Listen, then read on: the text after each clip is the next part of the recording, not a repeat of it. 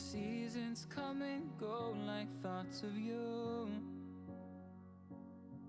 Like a wave returns to the sea, into the blue. They change but in a cycle that I can't lose. Each painful but delightful to live through. You came into my life just like another season. Not for long, just a time, just like another season. Maybe this time next year you'll reappear for no reason, but I'll cherish every day until you come my way this season.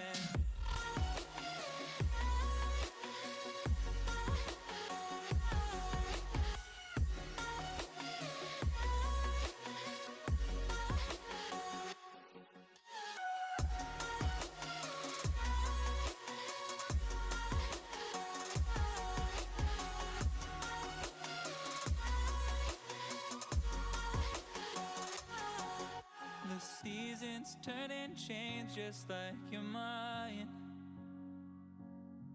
Like the sun gives into the moon, into the night. Time continues marching, it slowly crawls. With each new one starting, I recall. You came into my life just like another season. Not for long, just a time, just like another season. Maybe this time next year you'll reappear for no reason, but I'll cherish every day until you come my way this season.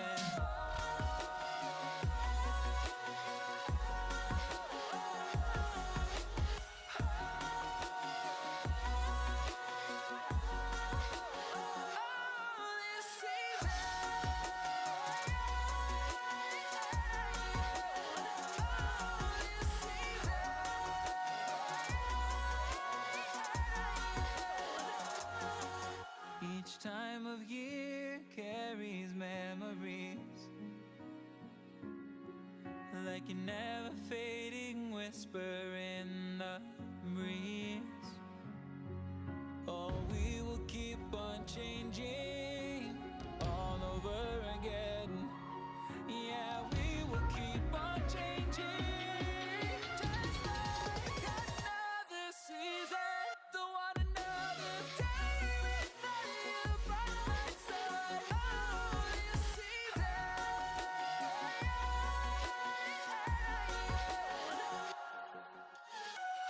You came into my life just like another season. Not for long, just a time, just like another season.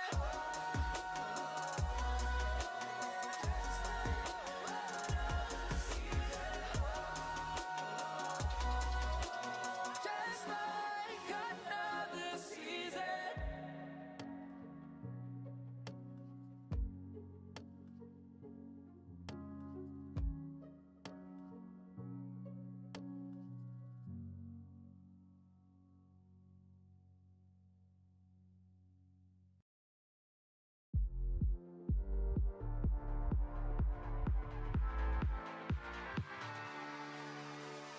Leave me here, you were never good enough.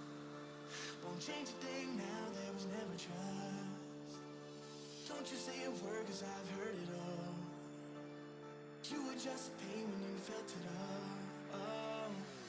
Something tells me that I won't miss it. It's the first time that we can't fix it. It's irreversible damage done. The deal is gone. Ooh, baby, there ain't no one like you. You chose to keep the truth inside.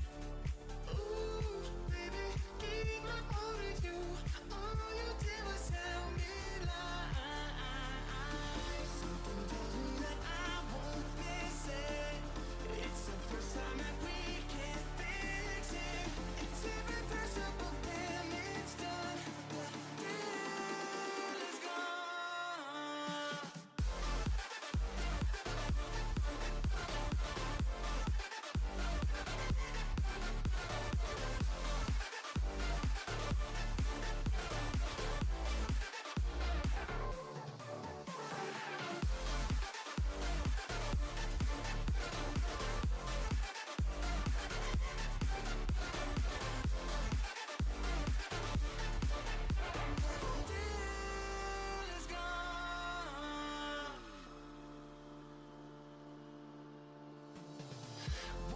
leave me, it's over.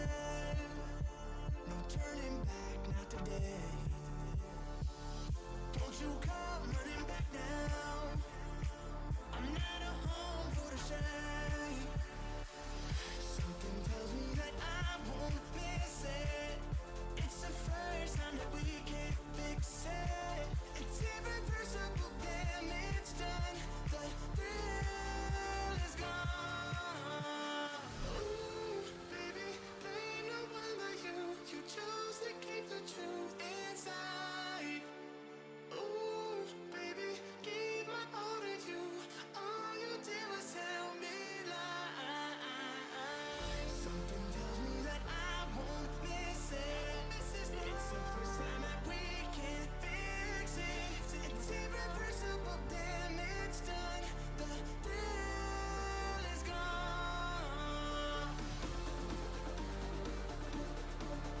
I won't miss this love, no. It's irreversible damage done. The thrill is gone.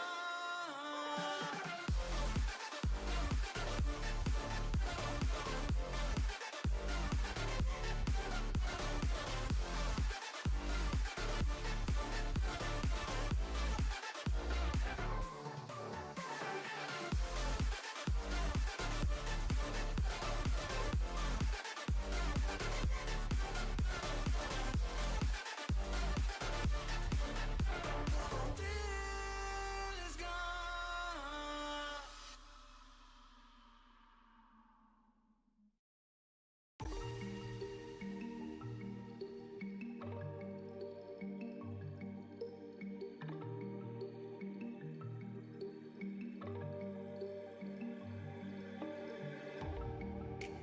Take what you want from me. I'll give you everything. All that and more you'll see. Just stay right here with me. Love is not fiction, but this time the story's about a king and a queen will pretend to be with paper crowns.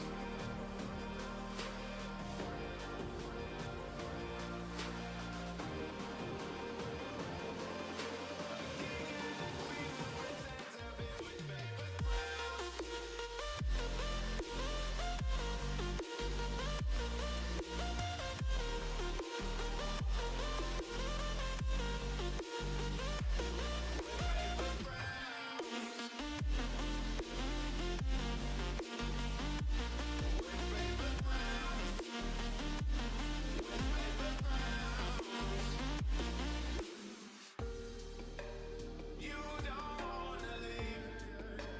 I'm the one to keep. Unknown enemies out of our fortress with paper ground.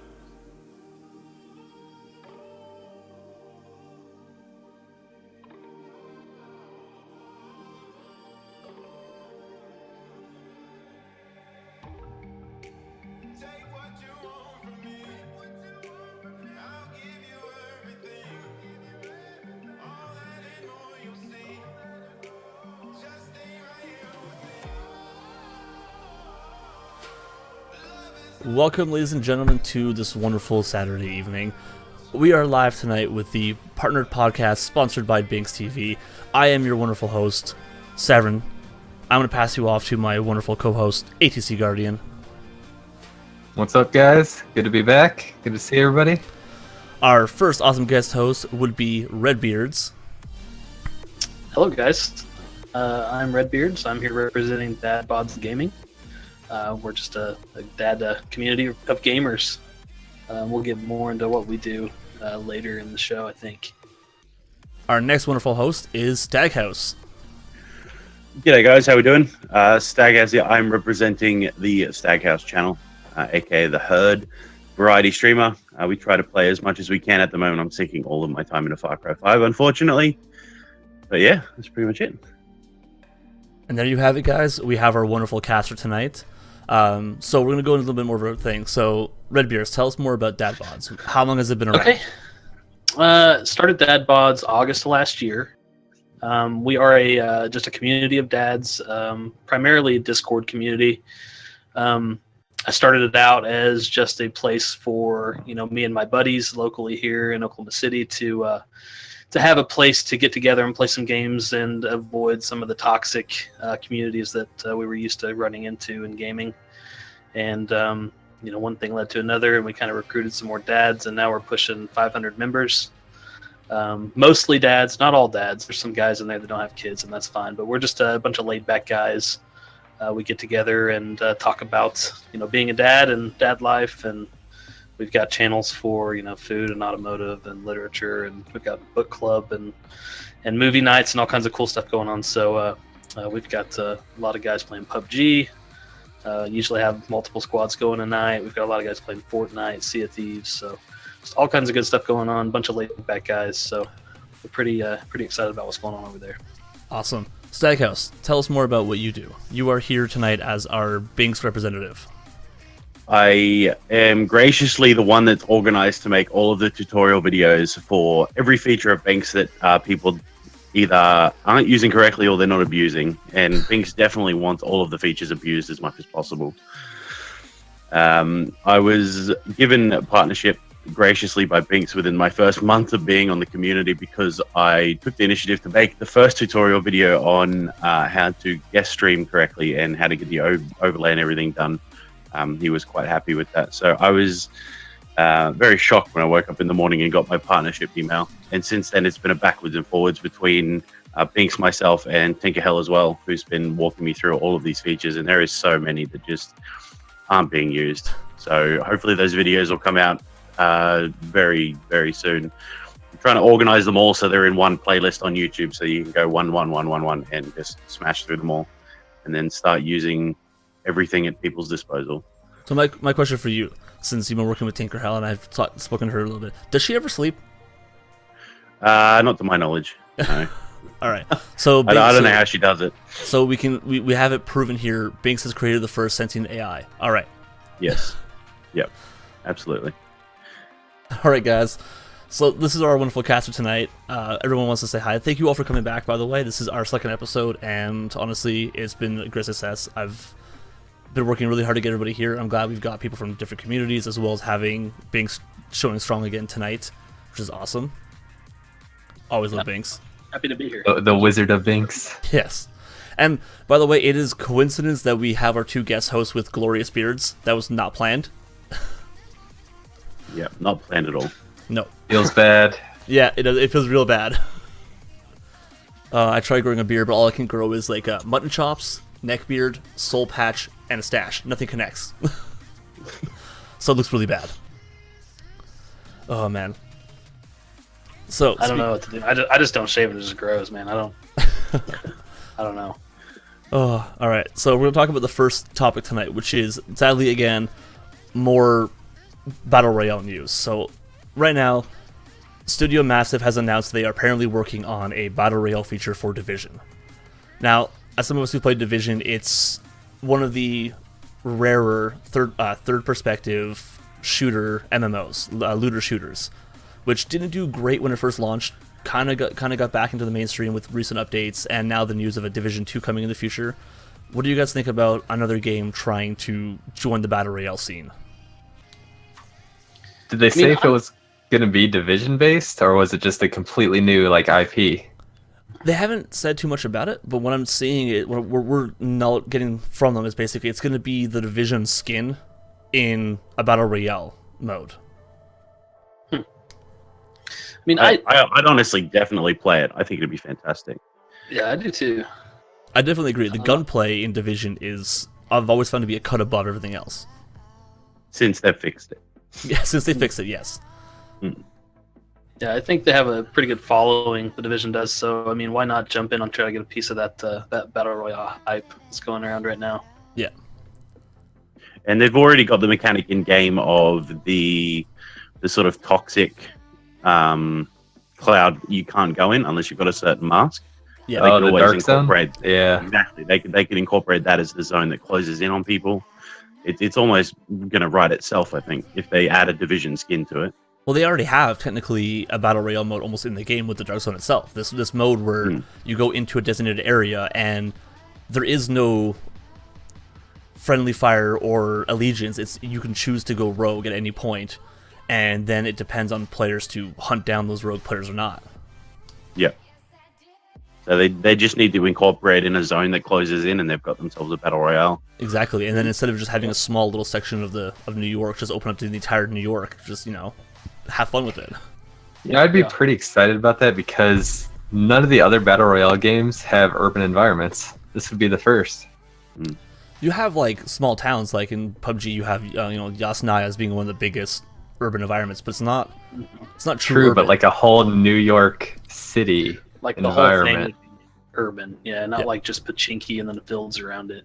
Yeah, then you've got subway stations, you got like back alleys, you've got the ability to go climb up the back of a building. You've got all those kind of wind-washing towers. We got someone in chat trying to claim that Tilted Towers in Fortnite is urban, but I think it's more like town-based. Again, you got a small town and then you've got a huge open grass field outside of it. Yeah. I think the article in question's chatting about Division 2 having a fully featured Battle Royale feature. Like, that was their assumption, or that's their guess anyway, because it is all just rumors at this point. It'd be silly for a company like that not to look into the Battle Royale genre, being that that's obviously where everything seems to be going. But having a feature like when they brought out Survival in Division 1, having a feature that people can just jump into to play Battle Royale and then go back into a storyline game in a game like Division 2 would be perfect. It wouldn't rely on, well, I'd hope it wouldn't rely on microtransactions, but you never know these days. Yeah. So speaking of everyone hopping into the bandwagon of Battle Royales, we've got PUBG suing the maker of Knives Out and Rules of Survival over copyright infringement on Battle Royale. Now, PUBG is just suing everybody who tries to go for Battle Royale. They're trying to own the whole genre, and it's ridiculous. Which has been brought up a lot. Where how can you own a genre? Like I don't see WoW coming in and saying, "Hey, let's sue every other MMORPG out there." Yeah. Especially, WoW also can't do that because they're the notorious thieves. I've played WoW for a better part of 14 years, and I can see them. They have intentionally held back releases to release a week before, like Guild Wars 2. WoW released an expansion the week before Guild Wars 2 came out, or the week after another expansion, another MMO came out, because they know that if they release in that period, they can steal players from other games. And they're also well known for stealing things from other games and making it better. But on that note, so let's go flip over to the B-roll. Let's see. So we've got them suing, and you've got images here where you can kind of see. Let's see. Here you go. Here's some images where you can kind of see the comparison between the two. So you've got Rules of Survival on the left and Battlegrounds on the right. So the models, I will agree, look very similar. Like, you've got almost the cosmetics looking identical. The plane is different, but it's still close enough. The parachuting thing... This is just a mobile game, right? Yes. This is just a mobile game. Okay. Yeah. But people are saying that if you look at the mini-maps in the top left and PUBG in the bottom right, the mini-maps look similar, the names are the same. When did this mobile game come out? Did it come out before the PUBG mobile version? Pretty sure it did. It did, but PUBG isn't suing them for copyrighting the mobile version. They're saying that you're taking assets from our PC-based game and you're making a mobile game out of it. That's what we're suing you over. See, I think you'll find that lawsuit won't go very far for the simple fact that the smaller things that they've changed, like the minimap being circle instead of square, the minimap being the top left instead of bottom right, the tarp on top of the crate is green, not blue. It's those little things that'll get them through that court case without losing a single dollar. Exactly. Like, it's not smoke, it's a light beacon. The parachute has two colors versus a stable green. Even the plane, it's a bi-prop instead of a quad prop. So there is small changes. They know what they're doing. Yeah, they know how to get away with, skirting the rules, basically. But it still brings me to the idea where aren't other companies afraid of dipping their toe into a genre just to try to make a buck if you have to risk fighting these legal battles? Even if you might win the legal battle, isn't it risky to fight the legal battles just to try to make a buck on the side? I think as long as they keep it different enough, like there's no reason to make another PUBG. There's just no reason to. So as long as they keep it, they've got to add some different element that makes it just slightly different to be fine. But I wouldn't be afraid of doing it. As long as you're not completely ripping off their graphics and stuff, then Yeah. It almost reminds me back when Minecraft came out, and then you seen like 20 different Minecraft clones on mobile come out to go with it. You guys remember when that happened? Yeah. Then you seen like a ton of voxel type crafting games that look just like Minecraft. Minecraft comes out, then you get Cube World, Trohove. Now you got Pixark, which is coming into it now as well. Creativerse. Yeah. So it seems like you were saying, Stag, as long as you change enough to make it a creative difference, they don't really have anything to be targeted by. Yeah, like it says in chat, it's not copyright, it's inspired by. Exactly. And that's what gets them through those court cases. Yeah. As long as you're not blatantly stealing. And the biggest thing that everyone's saying is through these speculations of Bluehole suing other companies. So like, well, they're going after Epic Games. And no, Bluehole has stated publicly that they're not a fan of how Fortnite came out right after PUBG with the same kind of battle royale style game. But they never once said that they're filing action because they know they're not going to win. Fortnite is too dissimilar to be targeted. Yeah, with the building and stuff, and the completely different, more cartoony style. I don't think they would have any. You still parachute out of a flying object, and you land on an island, but I don't think that's enough to make a suit against them. No, for sure, and everything else is different. Like the environment's different. The game's, I would almost say, faster paced, and it's a different combat style. PUBG is very tactical, hide behind objects, peek and shoot. Fortnite is more fast paced. Everything happens on a hair trigger. For sure. It's just like the difference between COD and Battlefield. Yes. One's very quick, fast paced. You get in, you get out. One's a lot more tactical. Yeah, I've played a lot of COD where I go knife only, but I can never imagine trying to be a knife only player in Battlefield. It does not work. No. So the next thing we're going to talk about is other slight controversies in games, which would be loot boxes in games. This is a thing that I think all of us can agree is beneficial to the developers because it's a way for them to make a revenue stream outside of like box sales. But at the same time, are they good or are they bad for consumers? So the latest one was Middle Earth removed the loot boxes from Shadow of War. So have anybody here played Shadow of War? I have. Yep. I have not. Okay, so I haven't played it personally, so if I'll let Guardian handle this one, tell us about the loot boxes and what they did for the game, and did you feel like they were necessary or not? I totally skipped over the loot boxes because I did a little thing that you're not supposed to do where it says, do you agree to our terms of service? And if you just ignore it and click no, you don't get loot boxes. So I totally bypassed the whole system. And I think personally single player games should not have loot boxes. Loot boxes are a way for the developers to help keep the server running and all the servers and all the multiplayer features running. There's no reason for a single player game to make extra money through loot boxes and all that. Yeah.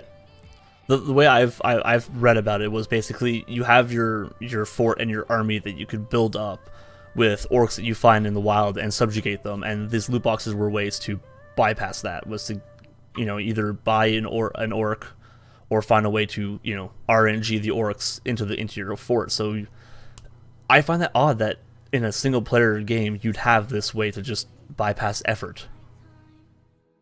It's just like any other game, from back in the day where you put a cheat code in, right? Except now they're making some money on it. Back in the day, if you wanted to skip some of the story, make it easier, just put in a cheat code. Basically the same deal. You're skipping some of the storyline, and you're getting something a lot quicker than you should, and you're just paying them money to do it. So. But were you getting? Could you imagine every time you did the up down left right, you get charged like $1 or something every time you do that? I mean, back in the early console days, you go to the game store and you'd buy a cheat code book. So I mean, you're paying for it then too. Hell, I can remember my Game Shark from my N64. Plug that in, get all the cheats for any game you want, basically. Yeah. Unfortunately, this is probably where you want to put that disclaimer up. I have a very different opinion to a lot of people on loot boxes and DLC. I don't mind loot boxes, generally speaking. even if it is to help with game progression.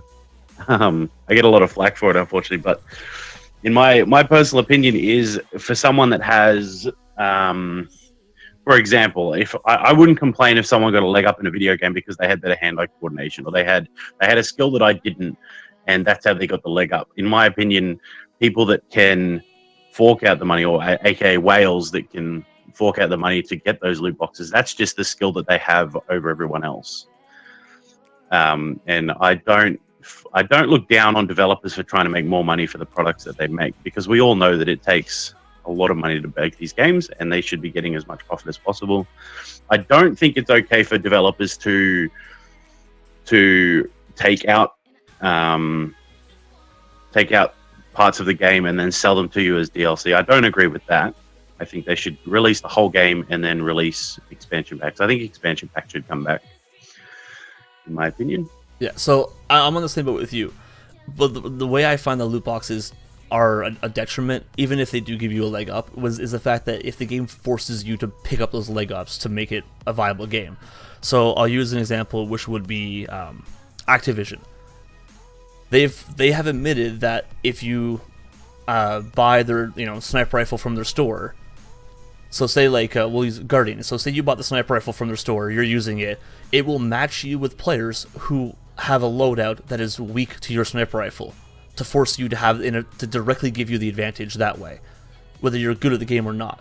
And then players who don't have the sniper rifle are incentivized to pick it up because they're constantly being beat by it. And the moment they pick it up, they're now being matchmade as well into games of players who were weak to this weapon. So I find that kind of loot box to be a little on the corrupt side, because not only are you swiping a credit card to get something, but you're being put in a situation where that is even doubly advantaged. But wouldn't that speak to having loot boxes in single player games instead? Because you wouldn't have the algorithm problem making the game easier or making it harder for other people to play, because it's a single player game. Yeah. Mm-hmm.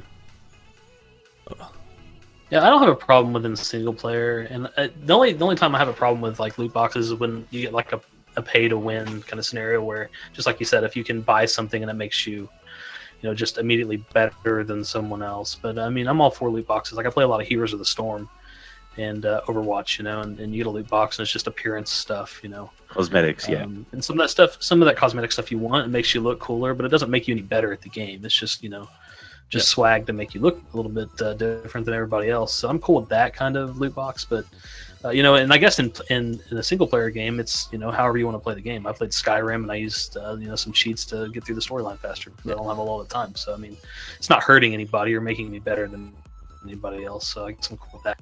Just the pay to win thing is kind of cheesy for me. Yeah. An example for that would be Bungie came under fire recently with over Christmas with their Destiny 2 engrams.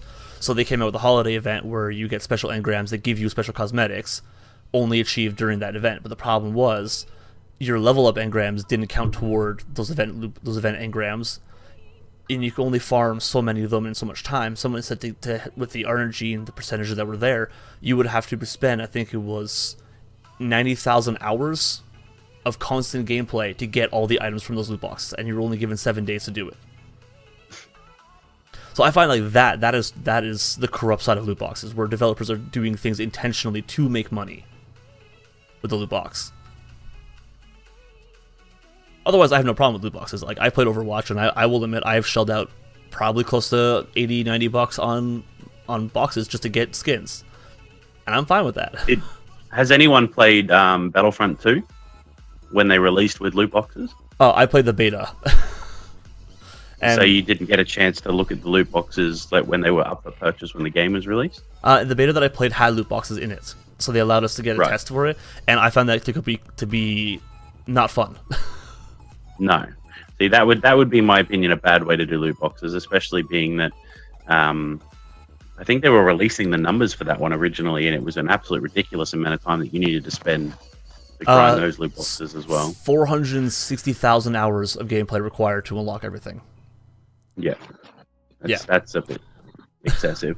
Yeah. I think Fortnite does a pretty good job at loot boxes, I would say, with the piñatas. Yes. The llamas, yep. And I agree. I played Fortnite and I went back to it when they brought in the battle pass and all that, and I didn't feel like I needed the battle pass to actually enjoy the cosmetics and the fun battle royale mode it had. And a lot of streamers that I watch play don't even bother doing the battle pass, so it doesn't seem like it's anything that's needed to enjoy it.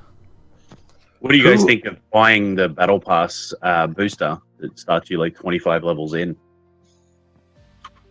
Again, it's cosmetics. It's up to people. If you want to spend the money on it, go for it. But it's otherwise, can you spend the time? Like, I know if I play with some friends, I could probably get everything from that without having to worry about the battle pass. I just think it's better ways to do it. You gotta make it so that you don't feel like you have to swipe a card to get the things. If you can work on it, then I feel like that's a good way of doing it. Yeah. Yeah, I'm the same thing. As long as it's cosmetic and it's cool. Cool with it.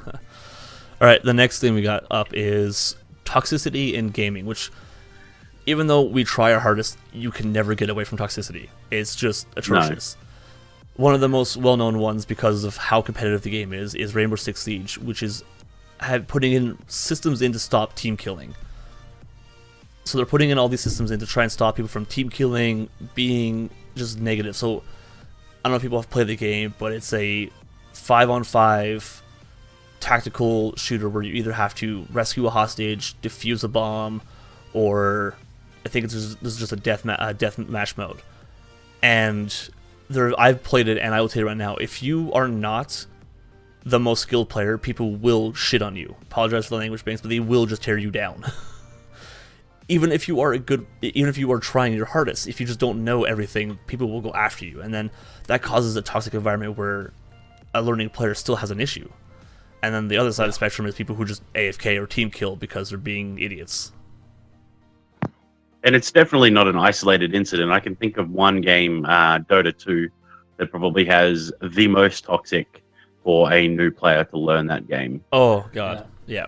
You can't just jump in there and play that game. It's not possible. It's hard to get new players in that game. But it's actually a question I wanted to point towards Redbeards as to, obviously his community, the DadBods gaming, is based around not having toxic players in its community. How do you sort of curb that? What do you do when you find a toxic player? I mean, so for the most part, all the guys that join, like our average user is, about 30, 32 years old. So, most of the kids don't like hanging out with us, so they don't stick around. They kind of get what we're about. And if we do have people in the community that, we all play together, and if there's somebody that we think is stepping out of bounds, we give them a warning. And if they don't shape up, we just kick them out. It's plain and simple. Do you guys actually set an age requirement? No, we don't have an age requirement. We just ask that all of our members are just mature. We've got guys, I think the youngest guy we've got is maybe 19. And we've got guys all the way up into their late 40s. So it's just, we're kind of all over the board. And, there's some 19-year-olds that are more mature than some 40-year-olds. And that's just the fact of the matter. It's just individuals are different. But yeah, we just have a no tolerance towards it. We've banned people for being toxic. And, the deal with DadBods is a lot of us have careers and families and stuff going on, and we don't have a lot of time to play video games. So when we do get together to play video games, we want to make the best of it. We don't want to be, in a game with some toxic people, and, we just don't allow it.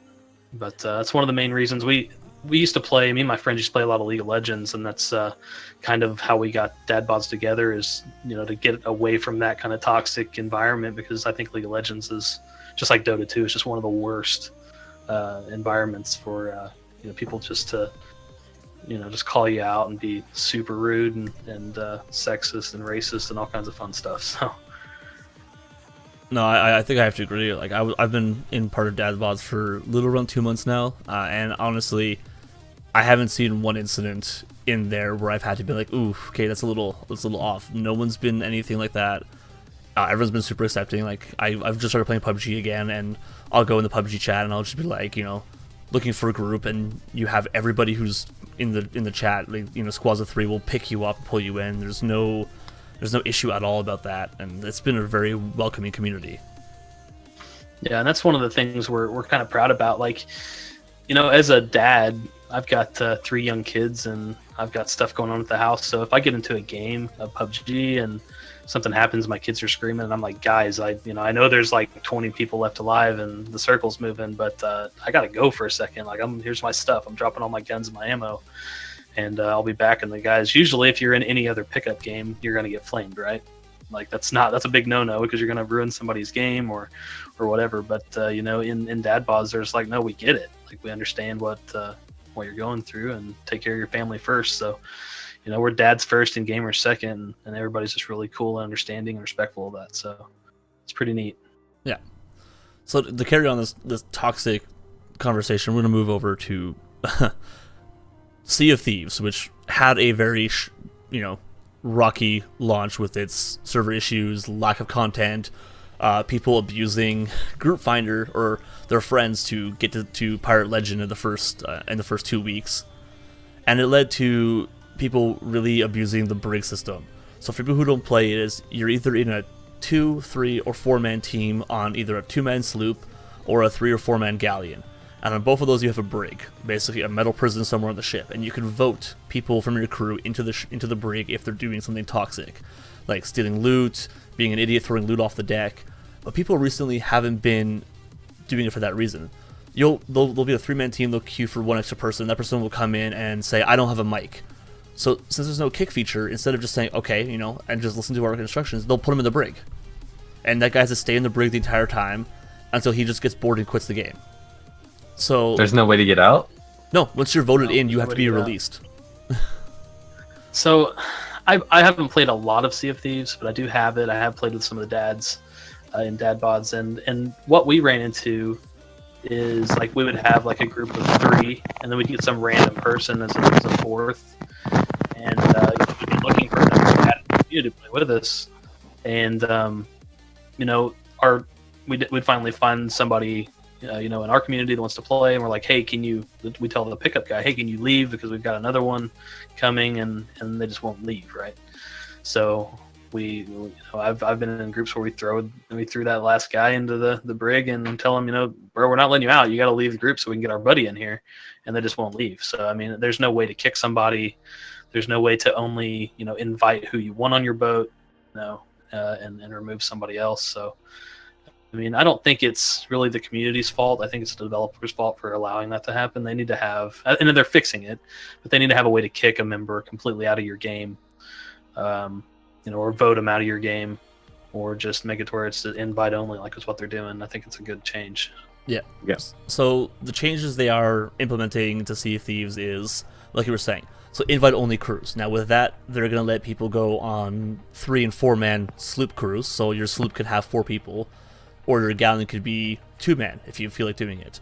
But they're also going to be adding matchmake filters. So you can say, okay, I only want to matchmake with the team that has microphones and speaks English, or a team that has no mics because I don't have one, so I don't want to be kicked for not having one.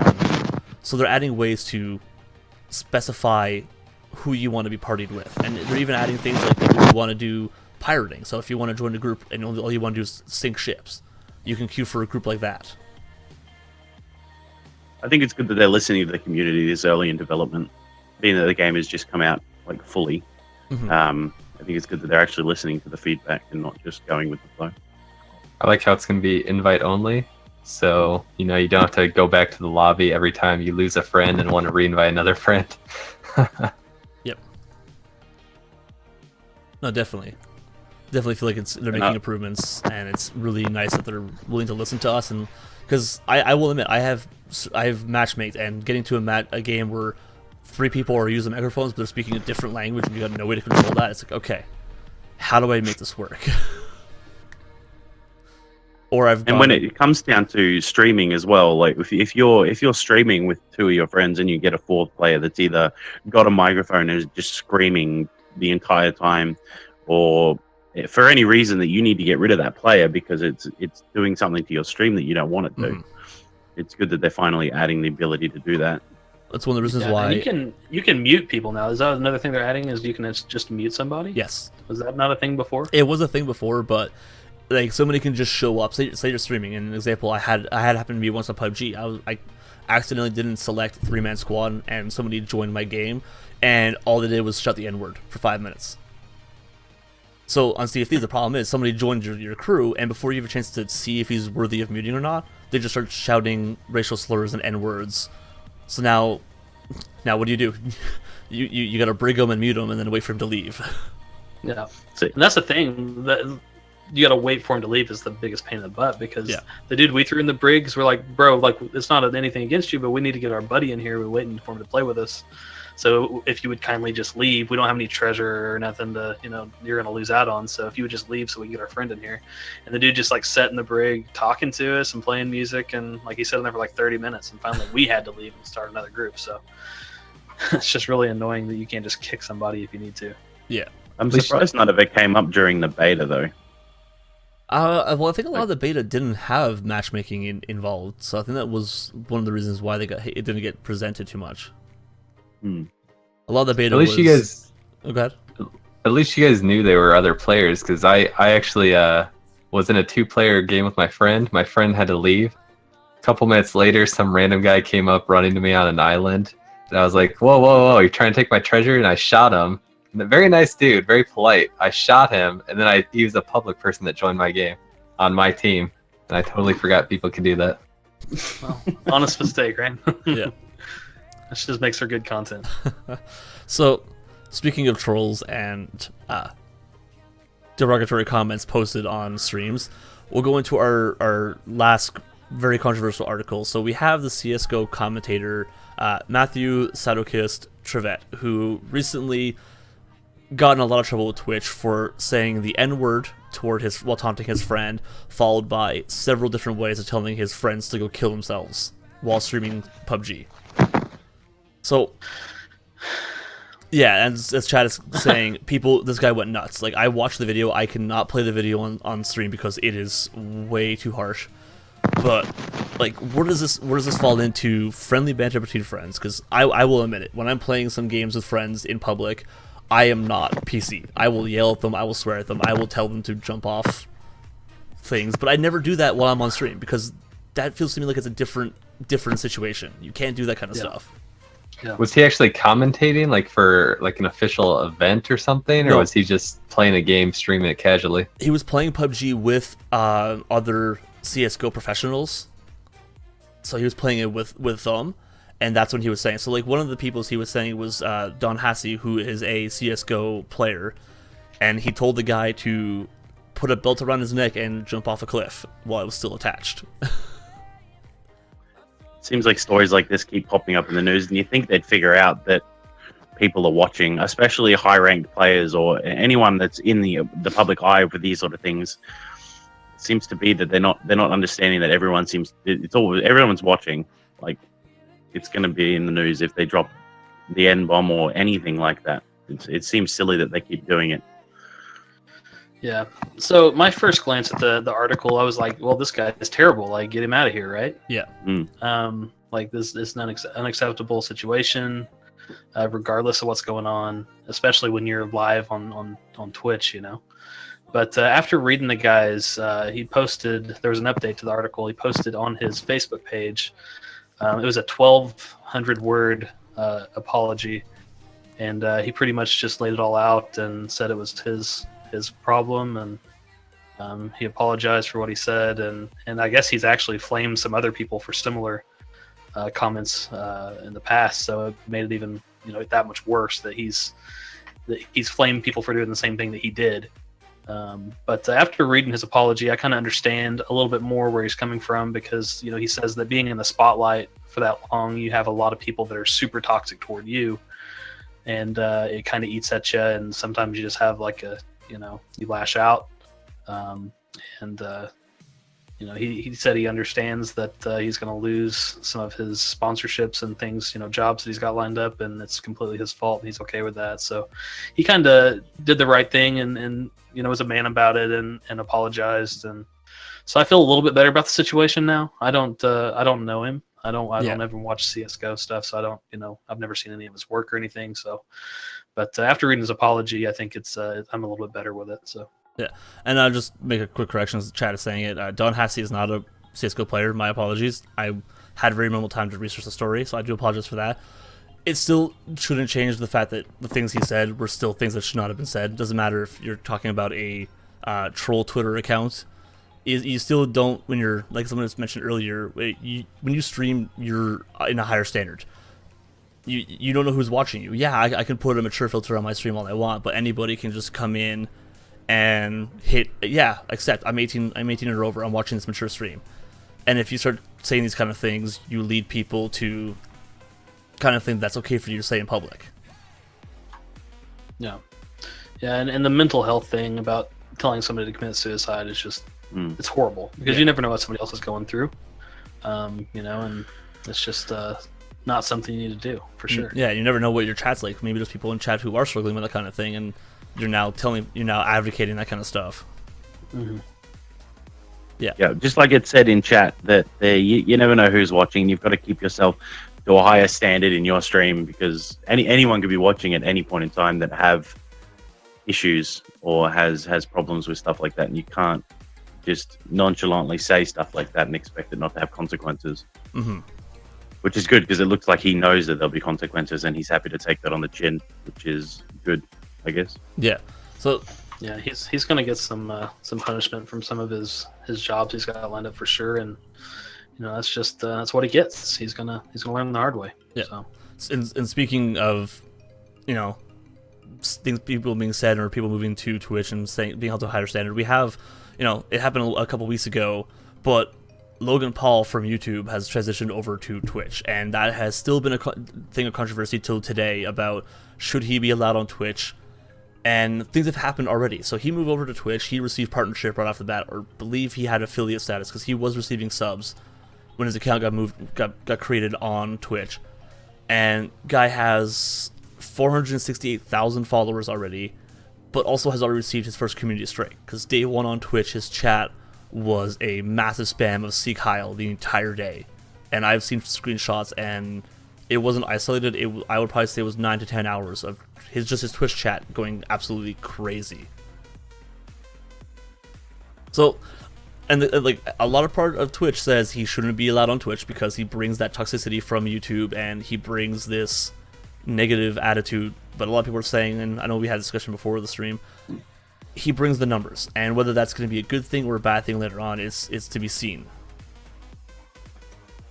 The question is, did he get the revenue from those subs? If those subscribers didn't get a full month of their benefits, whether they all got refunds would be interesting to find out, or whether he actually got the revenue from those, because he hasn't had it that long. They wouldn't have had a chance to get anything worth their money worth. I think the account, I don't know if they got revenue or what happened to the subscribers, but all I know was the account's been live for 3 weeks, so they've had 3 out of 4 weeks, but he no longer has a sub button. He no longer has partnership, if he had it. I can't remember if he had partnership or affiliate.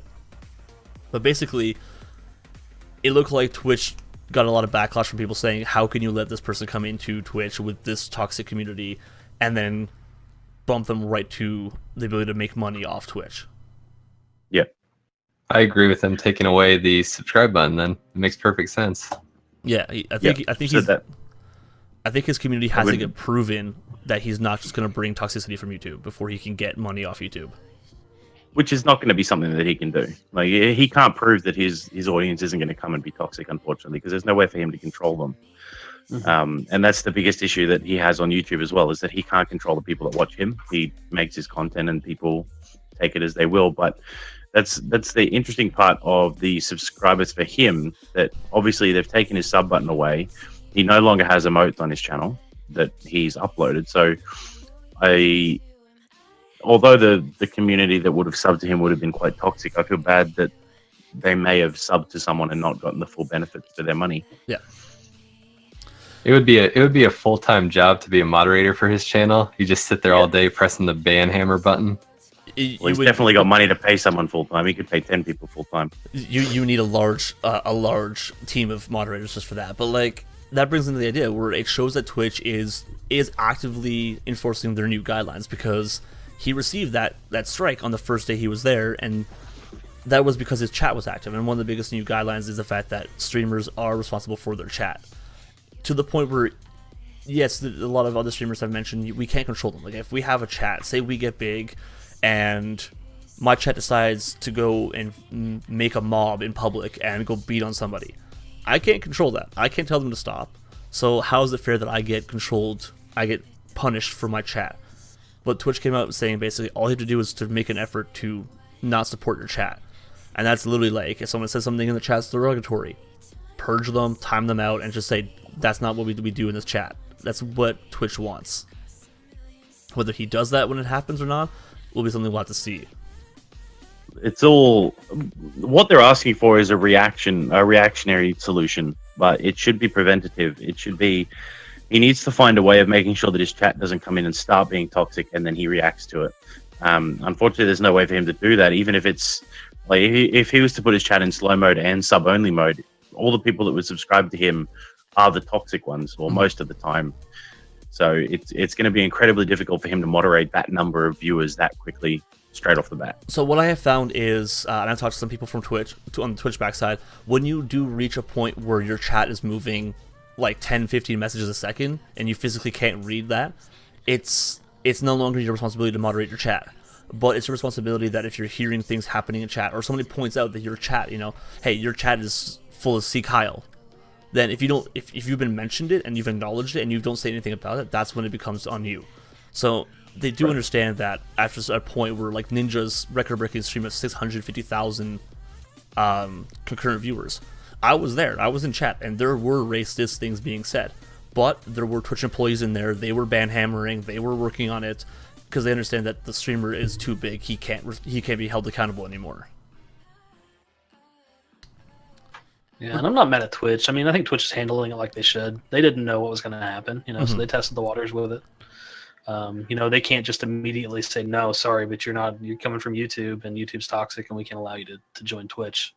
I can also imagine that they don't want to sort of stop people from coming from YouTube. They don't want it to seem like it's a bad thing.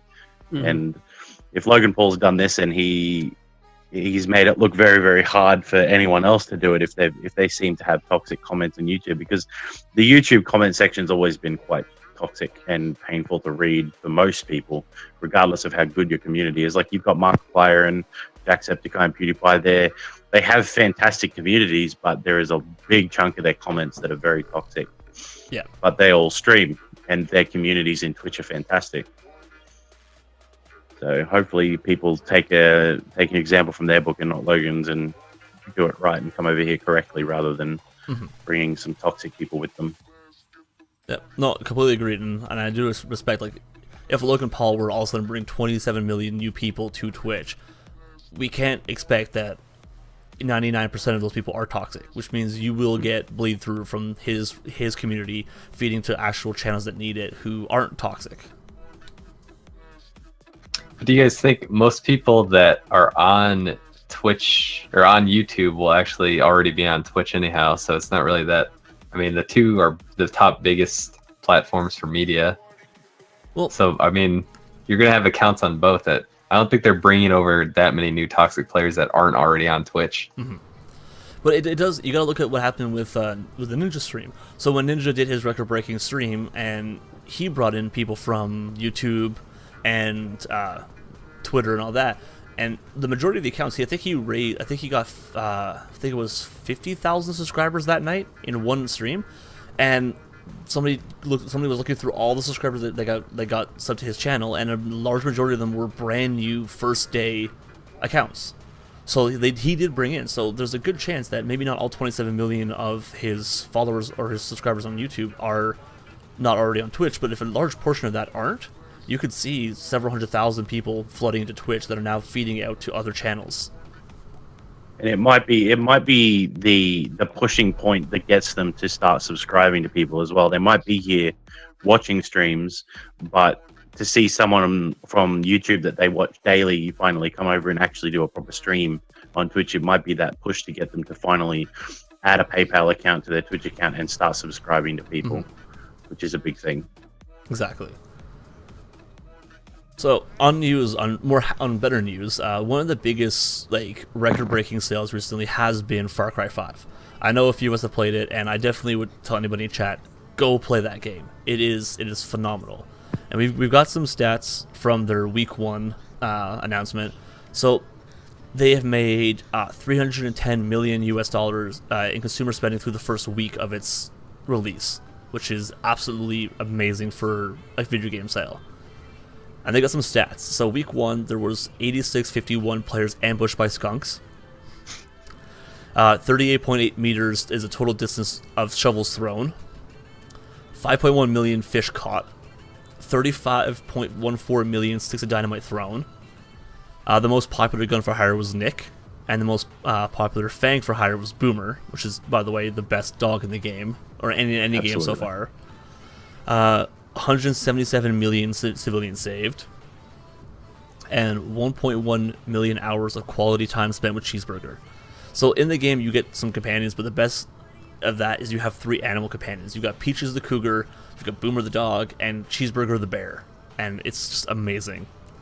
So in creating the game, 98 fake brands were created for this game. The shovel was a favorite weapon, and there are 52 animal species that you can come across while playing Far Cry 5.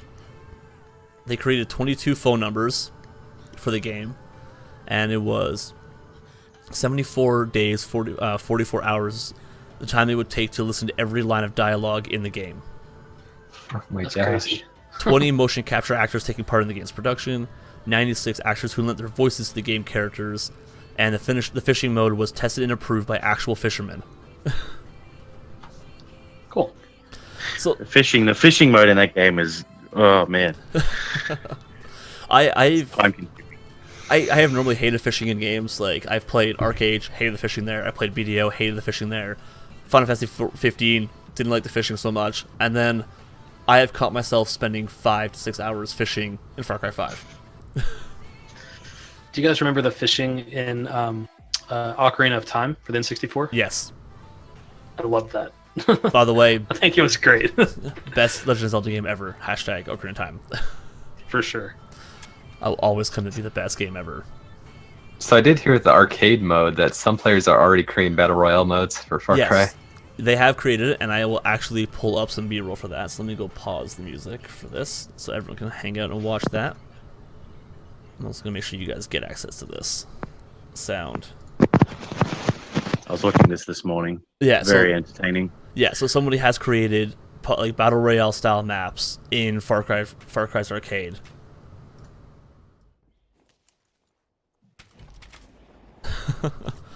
And honestly, apparently, like, it's not bad. It's not the greatest thing, but people are saying that it's fun, it's enjoyable, and honestly, I've been looking into it. I haven't played a lot of the arcade mode.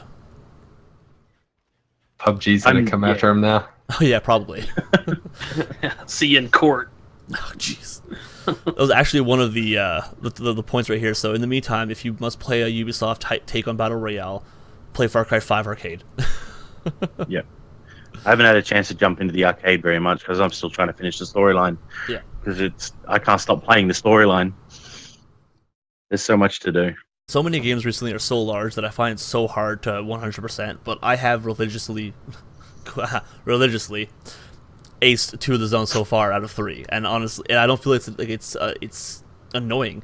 There's not so much collectathon, and the quests are kind of repetitive. You know, go here, kill this, or go here, collect this. But it doesn't feel so bad when the characters actually have a unique voice acting, unique stories, unique personalities. It really makes up for it.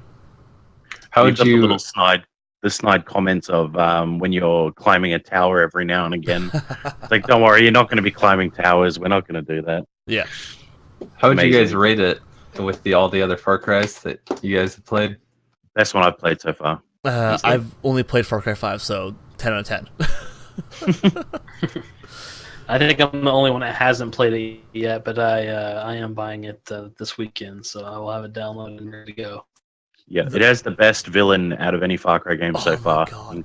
Oh, are you guys serious? I like the one from Dead serious. 3. Everyone says 3, but once you get into it, Far Cry 5's villain's so much more fleshed out, and just the fact that it's so relevant is it makes it so much stronger. Let me just I'll get a trailer up for you, and you'll see why. So I don't know if they did this for the previous Far Cry games, but let me find it. they took a person and they made him the main character. So it wasn't, or the main villain. They didn't take somebody from, they didn't model, find a person who looked like their character. They found somebody. So is he an actor, or how they?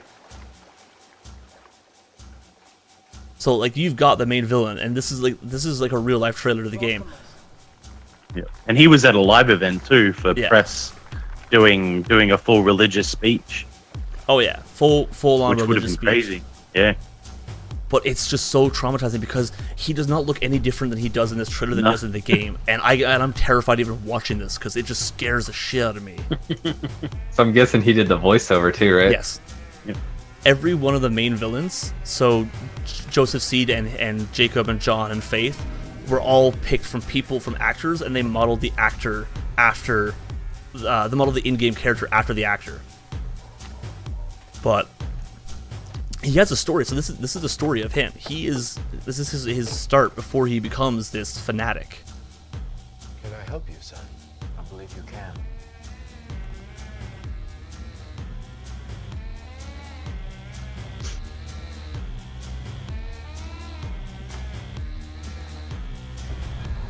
It's such a full-on game. Yeah. Looking for the truth?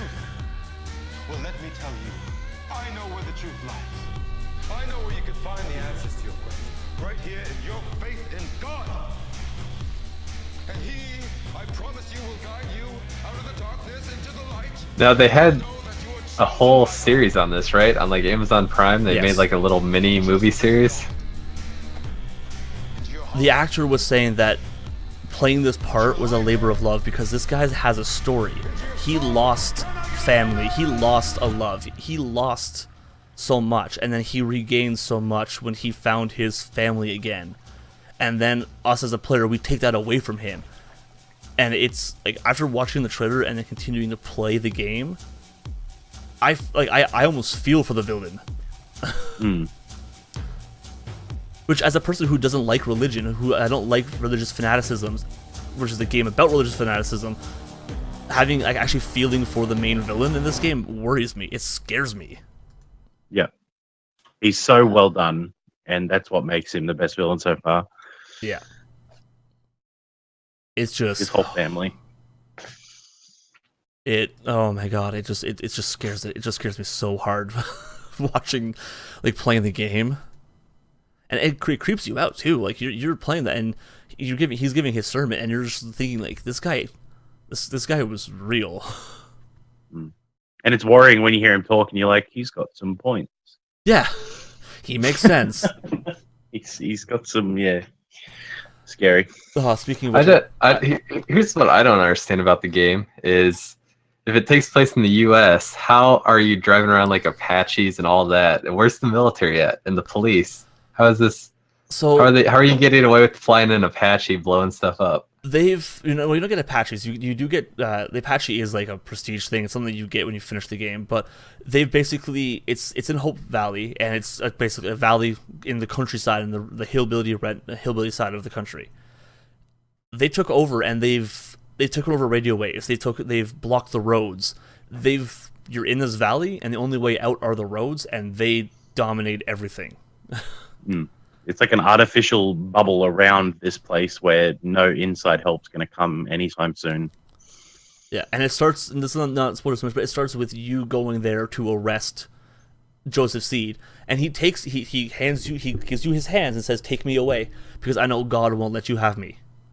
And the moment he says that, I'm just like, what the fuck does he have planned? Like, what is going to happen? And yeah, okay, sorry, appropriate thing in chat, Illuminati, yes.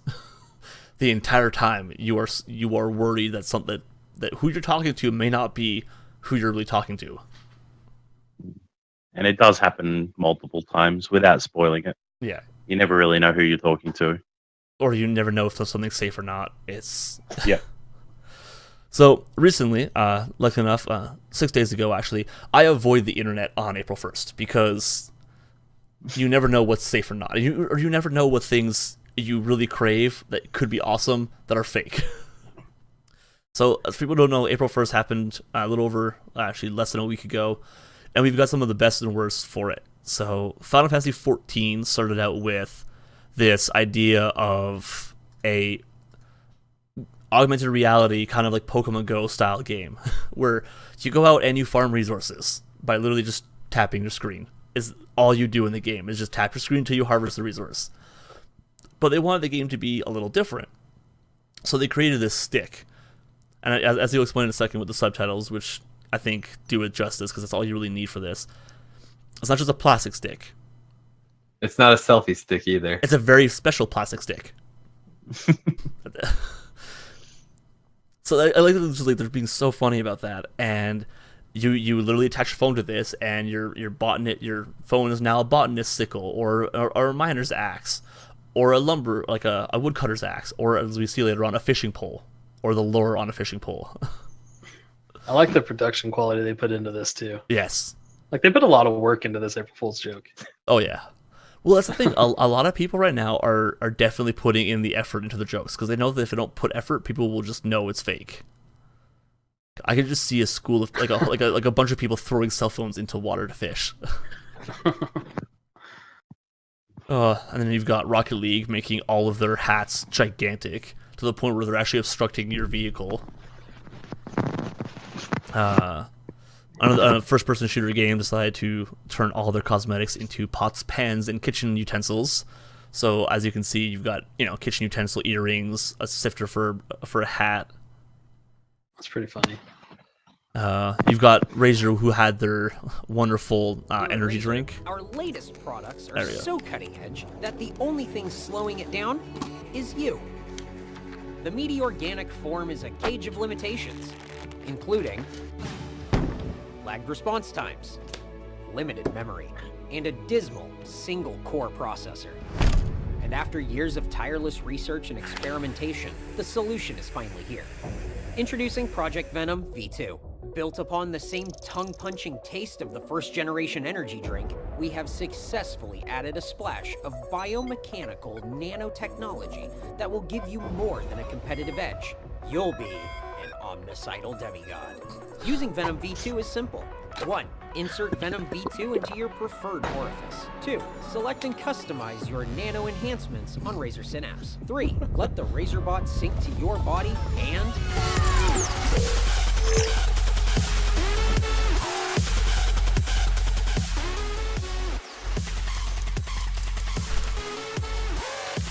Oh man, I like how over the top they went with this. Oh my gosh. What would have been really cool is if they actually released like an energy drink or partnered with Monster to make an energy drink with it. Never, under any circumstances, should you consume more than 1 bottle of Venom every 2 hours. Oh crap.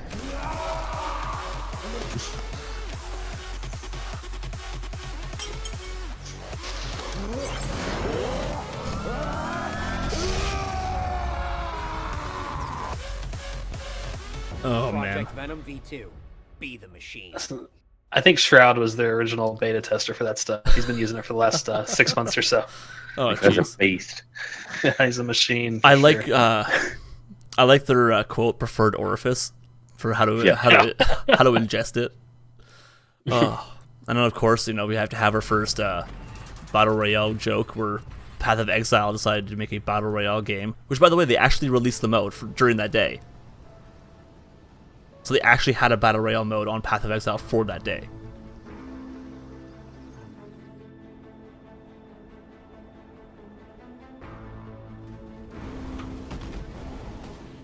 Oh, I cannot believe it.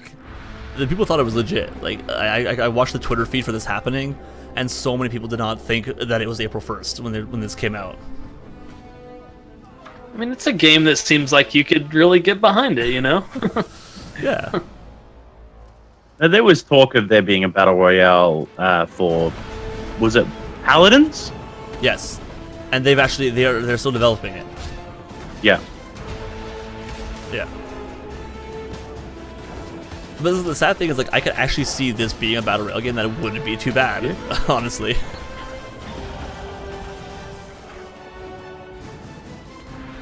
Oh man. Yeah, and as Chad was saying, Paladins is kind of dying. That game is having some hard times right now. Which is sad. Yeah. Now I'm ready for a World of Warcraft battle royale.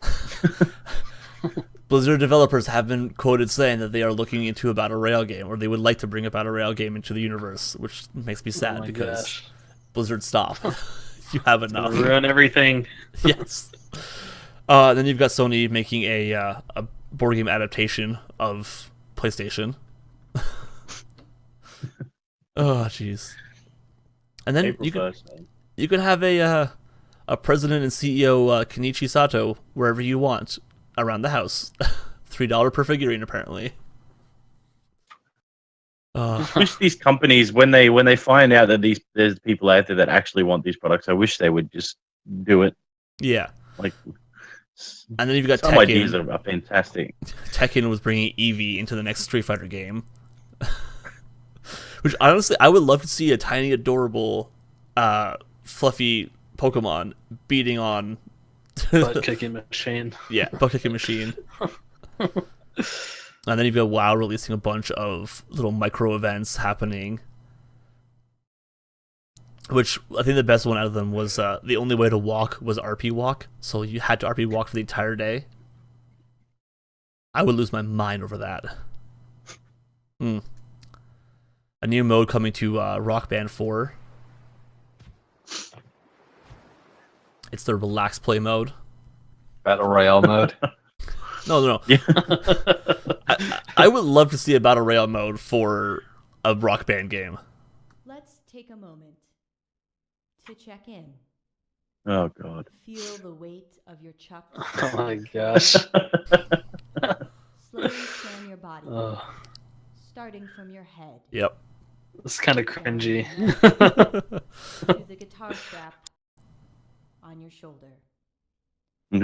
Extending down your arm. Just a meditation mode into Rock Band 4. Oh my gosh. Oh, that's some of the good ones. Oh, yeah. Making a Horizon Zero Dawn body pillow. See, again, that would sell out in like minutes. Yeah, the yeah. novelty of that is people would buy that for sure. Oh, for sure. Completely would buy that. Completely for the novelty, too. Yeah, you got League of Legends doing the April Foods joke.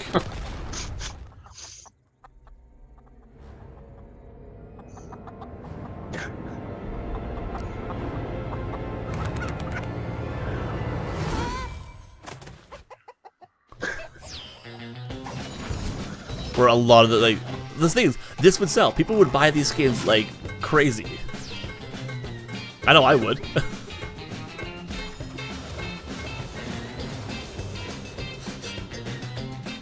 Oh man.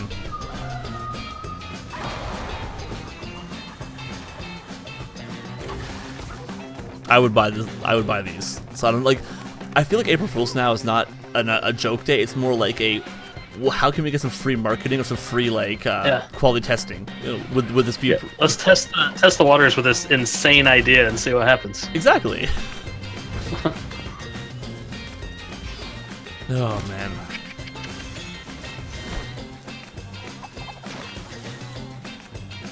I want to know how long these companies spend to do all this stuff. A lot of Chicken time. dinner, they're gonna get sued right Oh there. yeah, chicken dinner gets sued. Don't tell See in Blue. court riot. Don't tell Bluehole. Pokemon Go turned all their sprites into 16-bit. See, that's just a good idea. That'd be a good idea for anniversaries as well. See, this is cool. A freaking World of Warcraft Elite Horde Chieftain DDR set. I would play this. They're adding a smell to the Final Fantasy Brave Exvius mobile game, so you have a fourth dimension of gameplay now.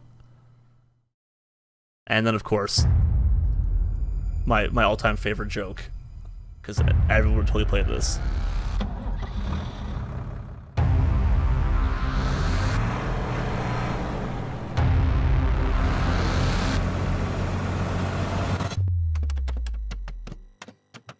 Commodore 64 Farm Simulator.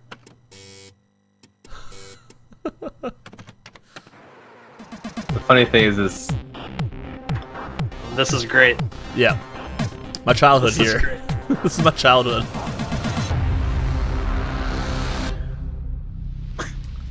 Oh, man. That would be so much fun to play that. honestly. Minecraft's finally fixing their textures, so the left is the original, the right's the new one. Taking a step forwards. Yep. Hearthstone had all their card text swap with Murgle speak for a day. And of course, April 1st is a crazy day to play video games. Oh yeah, it's a crazy day to even be on the internet, basically. And unfortunately, because I'm in Australia, all of my April Fool's stuff that I see from Australia is done. All of the US stuff I don't see until the 2nd, so I need to be off the internet for multiple days, not just one. Oh my god. So yeah, we had an April Fool's joke go around in DadBods. We had one of our staff members post early on the 1st that, the staff were talking and we feel like we're being too exclusive, and we needed to, allow some of our wives to join and allow some women in. And for the most part, the guys, what we call the OGs, our mods, they sniffed that out pretty quick. They're like, yeah, right. Like, this is not something that they would do. But we actually had some members. I had a guy, one of our members that streams. I was on his stream and talking to him, and he was like, so I have a question. Like, why, was there something that led up to you allowing some women in and some younger people into DadBods? And I was like, oh, bro, I didn't think anybody even believed that. That's hilarious. But if anybody's wondering, we are not allowing our wives to join DadBods. This is a safe haven for dads only. April Fools, anybody that it got, but yeah, pretty funny. Oh man. All right, so we do have a couple awesome more April Fool's jokes from ThinkGeek, because ThinkGeek this year, like we were mentioning, having the idea of free marketing and free testing. So there's a couple really good ones from ThinkGeek.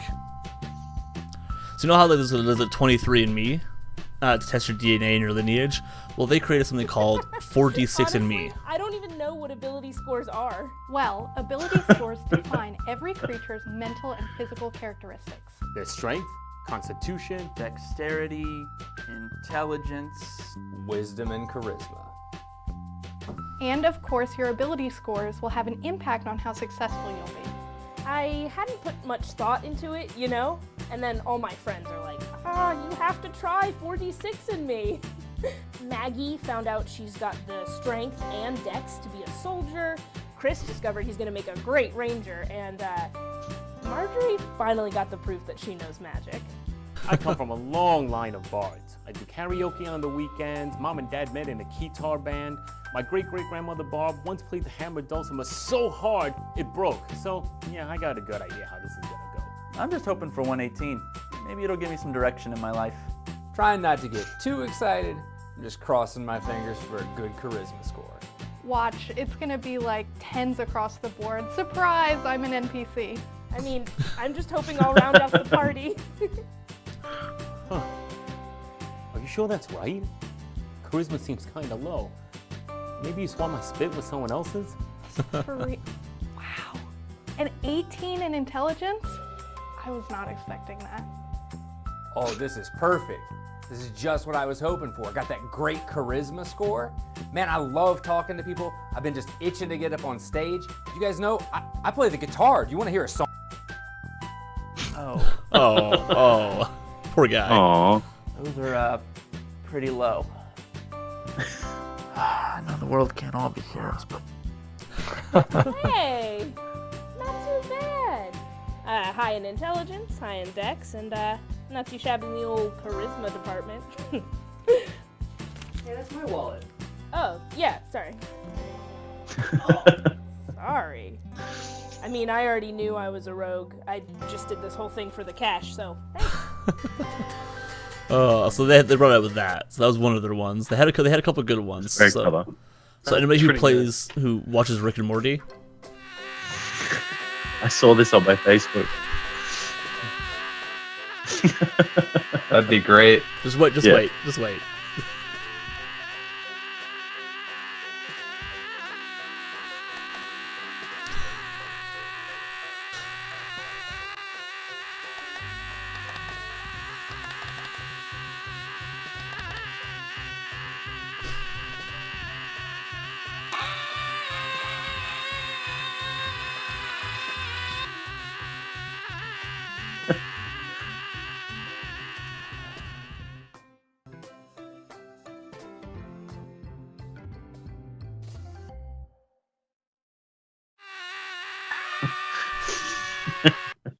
I would probably lose my mind if I had an alarm clock like that. That's awesome. See, people would buy that. Yeah, even if it I'd never buy turns that. off, For people sure. would still buy that. People will still buy it. Yeah. Klingon. Klingon. You got Klingon fridge magnets. It's this. Klingon. Klingon. Klingon mach. Klingon mach. Ready for something a little harder? See, you know that people on Think Geek would buy Klingon fridge magnets. I would buy those too.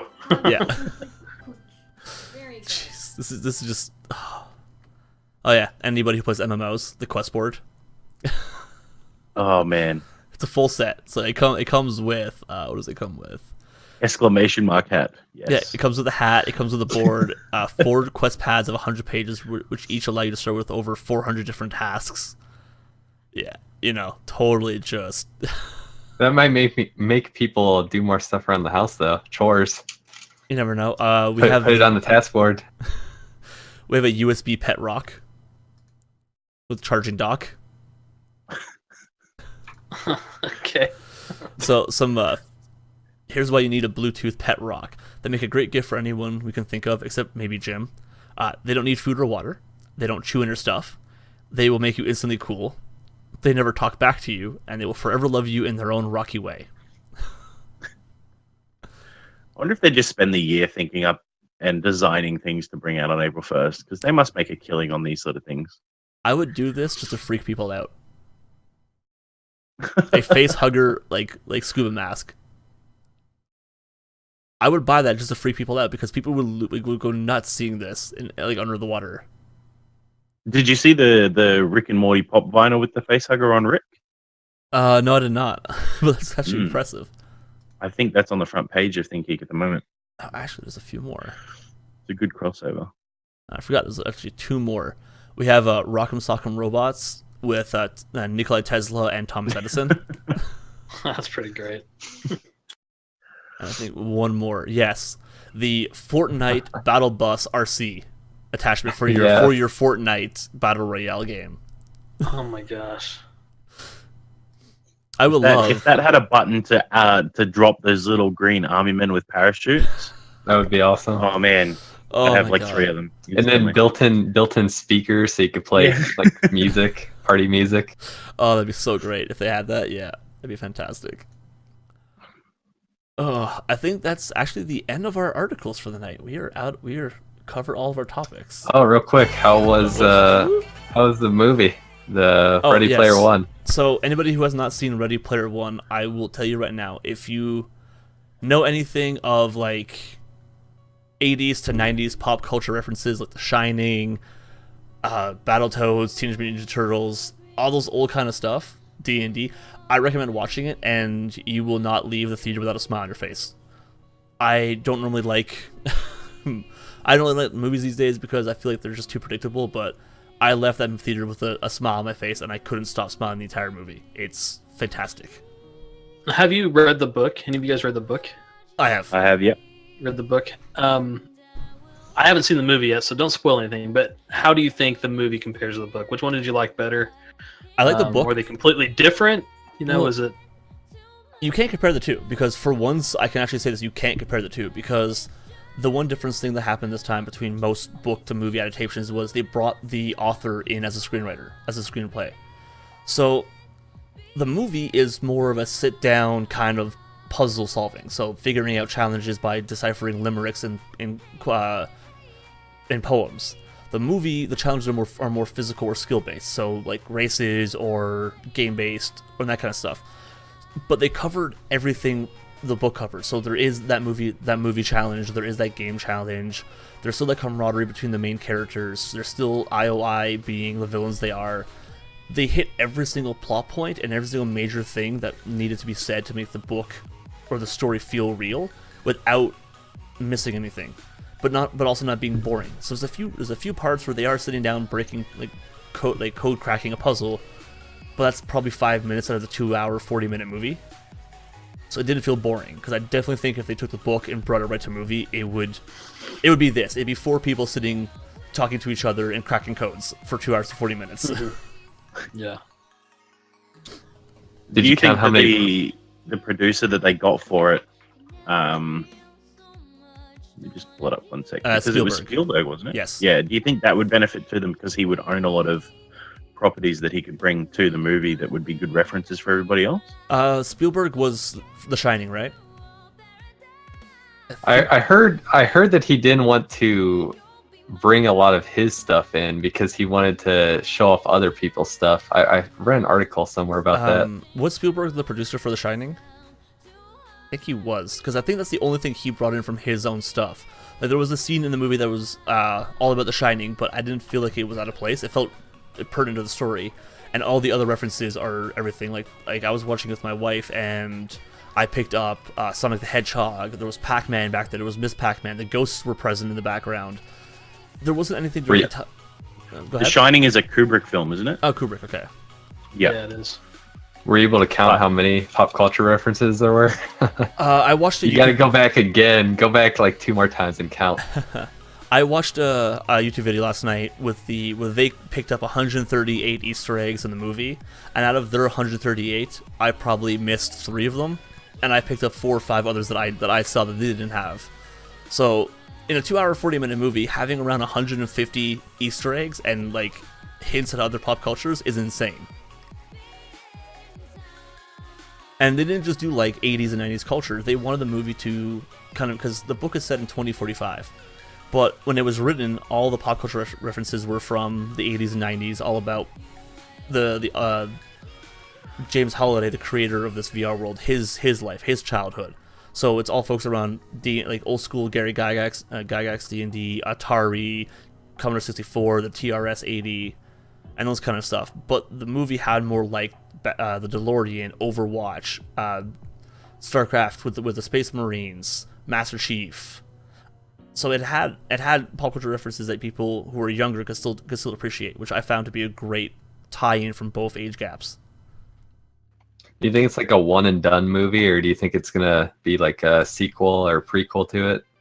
Well, right now there's only the one book, but the author has said that with the massive amount of interest that he's seen from the book, he's been reinvigorated to write a sequel to the book, to both his book series actually. So he'll be writing a new book, and if the book is as good as the first one, they're going to incorporate it into a movie as well. That's exciting. Yeah, because he's also the author of the book Armada, isn't he? Yes, he is. Armada. That book was fantastic. I have not. I liked Armada better. I liked it better than Ready Player One. Actually, I don't know if they could make it into a movie because it's very Ender's Game. Mm-hmm. It is, yeah, sort of related, but it has a lot more pop culture, just like Ready Player One. So it keeps you looped in there. If you liked Ready Player One, I'd definitely read Armada. You'll love it. Definitely going to go into it then for sure. Yeah.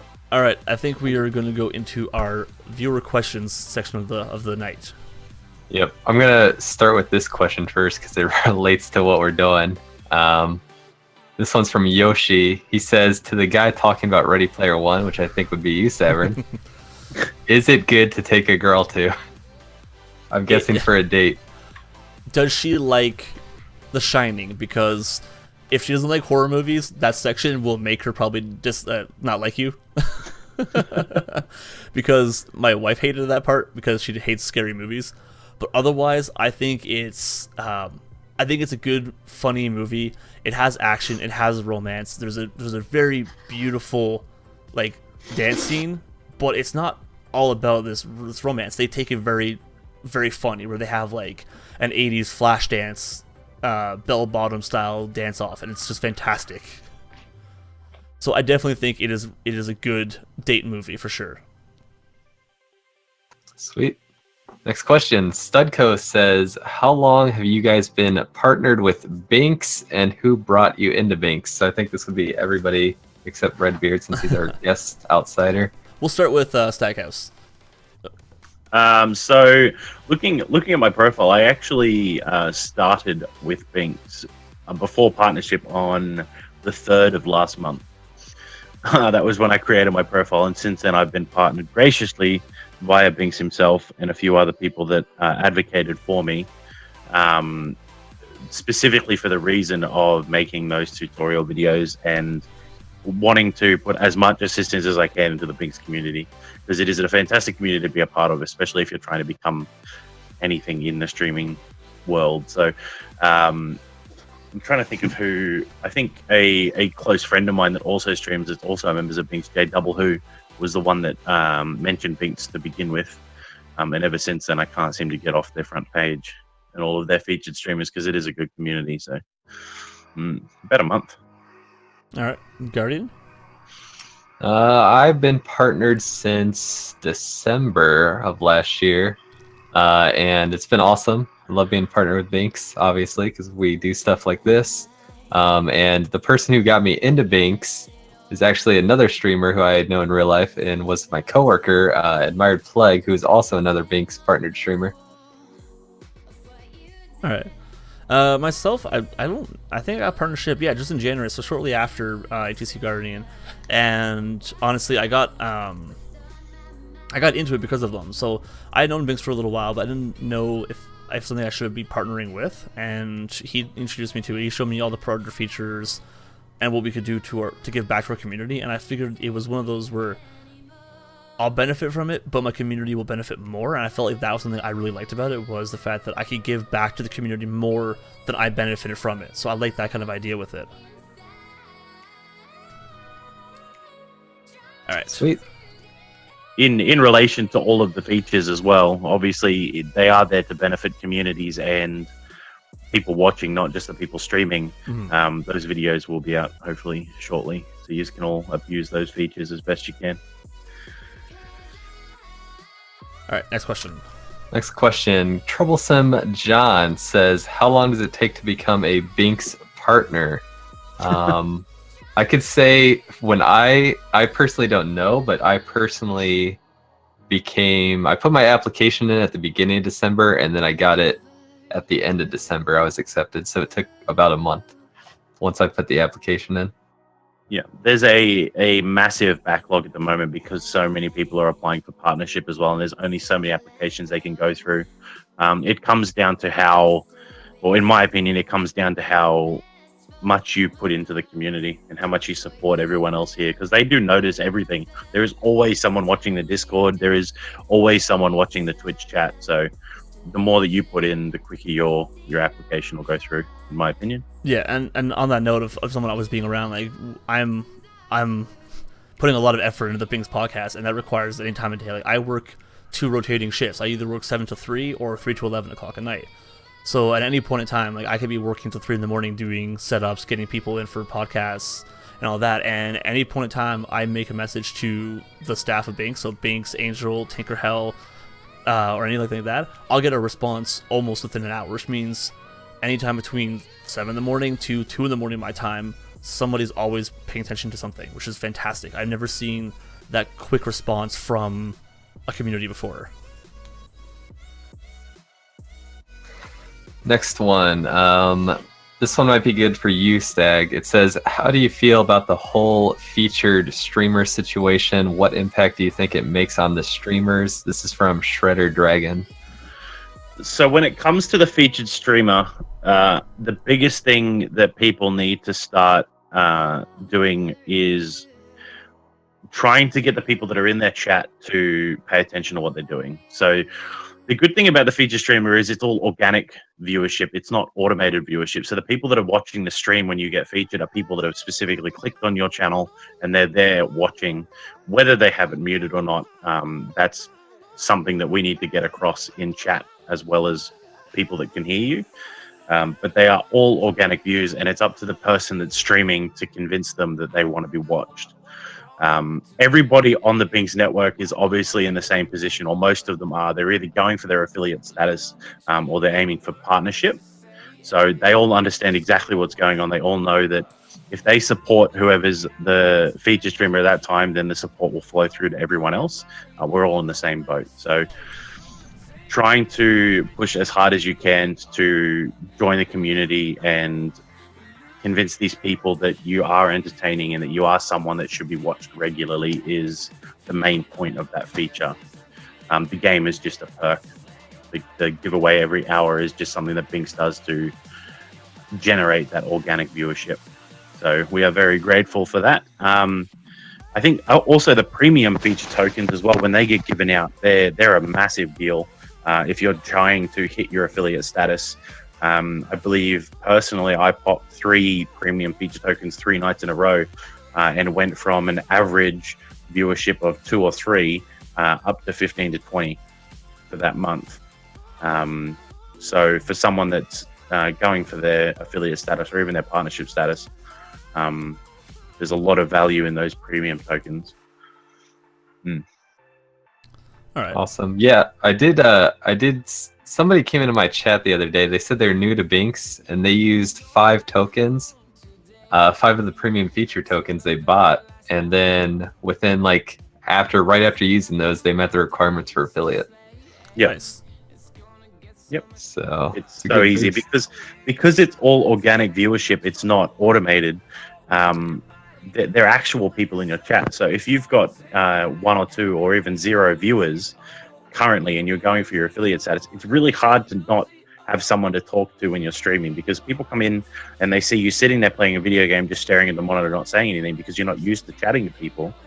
To have people in the chat typing their Binx raid and actually being there, there's someone, so you start talking to them, and it's a good way to make your content a lot more enjoyable to watch, especially in the beginning of someone trying to learn how to stream. Yeah, no, for sure, I totally agree with that. So over, I think it was last weekend or even during the week, I was my usual viewership is around 15 people, and I usually have about 4 or 5 active chatters in chat, so it's pretty easy to manage that myself. Play a little bit, keep on in the chat, and then all of a sudden I got hit with the Binx feature, and then Angel came in and hosted me from the Binx channel, and I was sitting at 90 people average, and honestly, the difference between a small chat and a large chat was just so difficult to manage, and definitely shows you that it's your job as a streamer to not only provide the content but also to keep that interaction going, and it does get hard.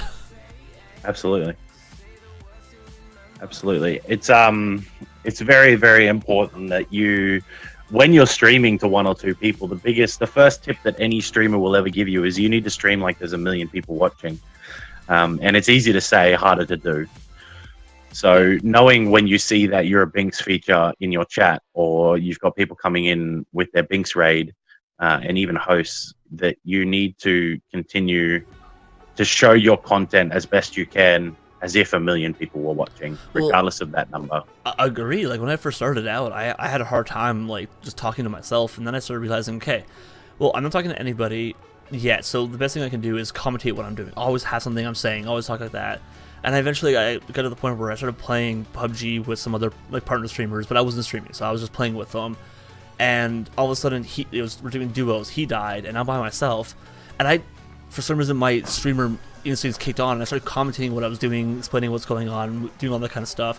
And someone in his chat was like, "Man, that guy really knows how to keep content going." And I was just like, "Oh, thanks, I'm a streamer." He goes, "Yeah, we could tell."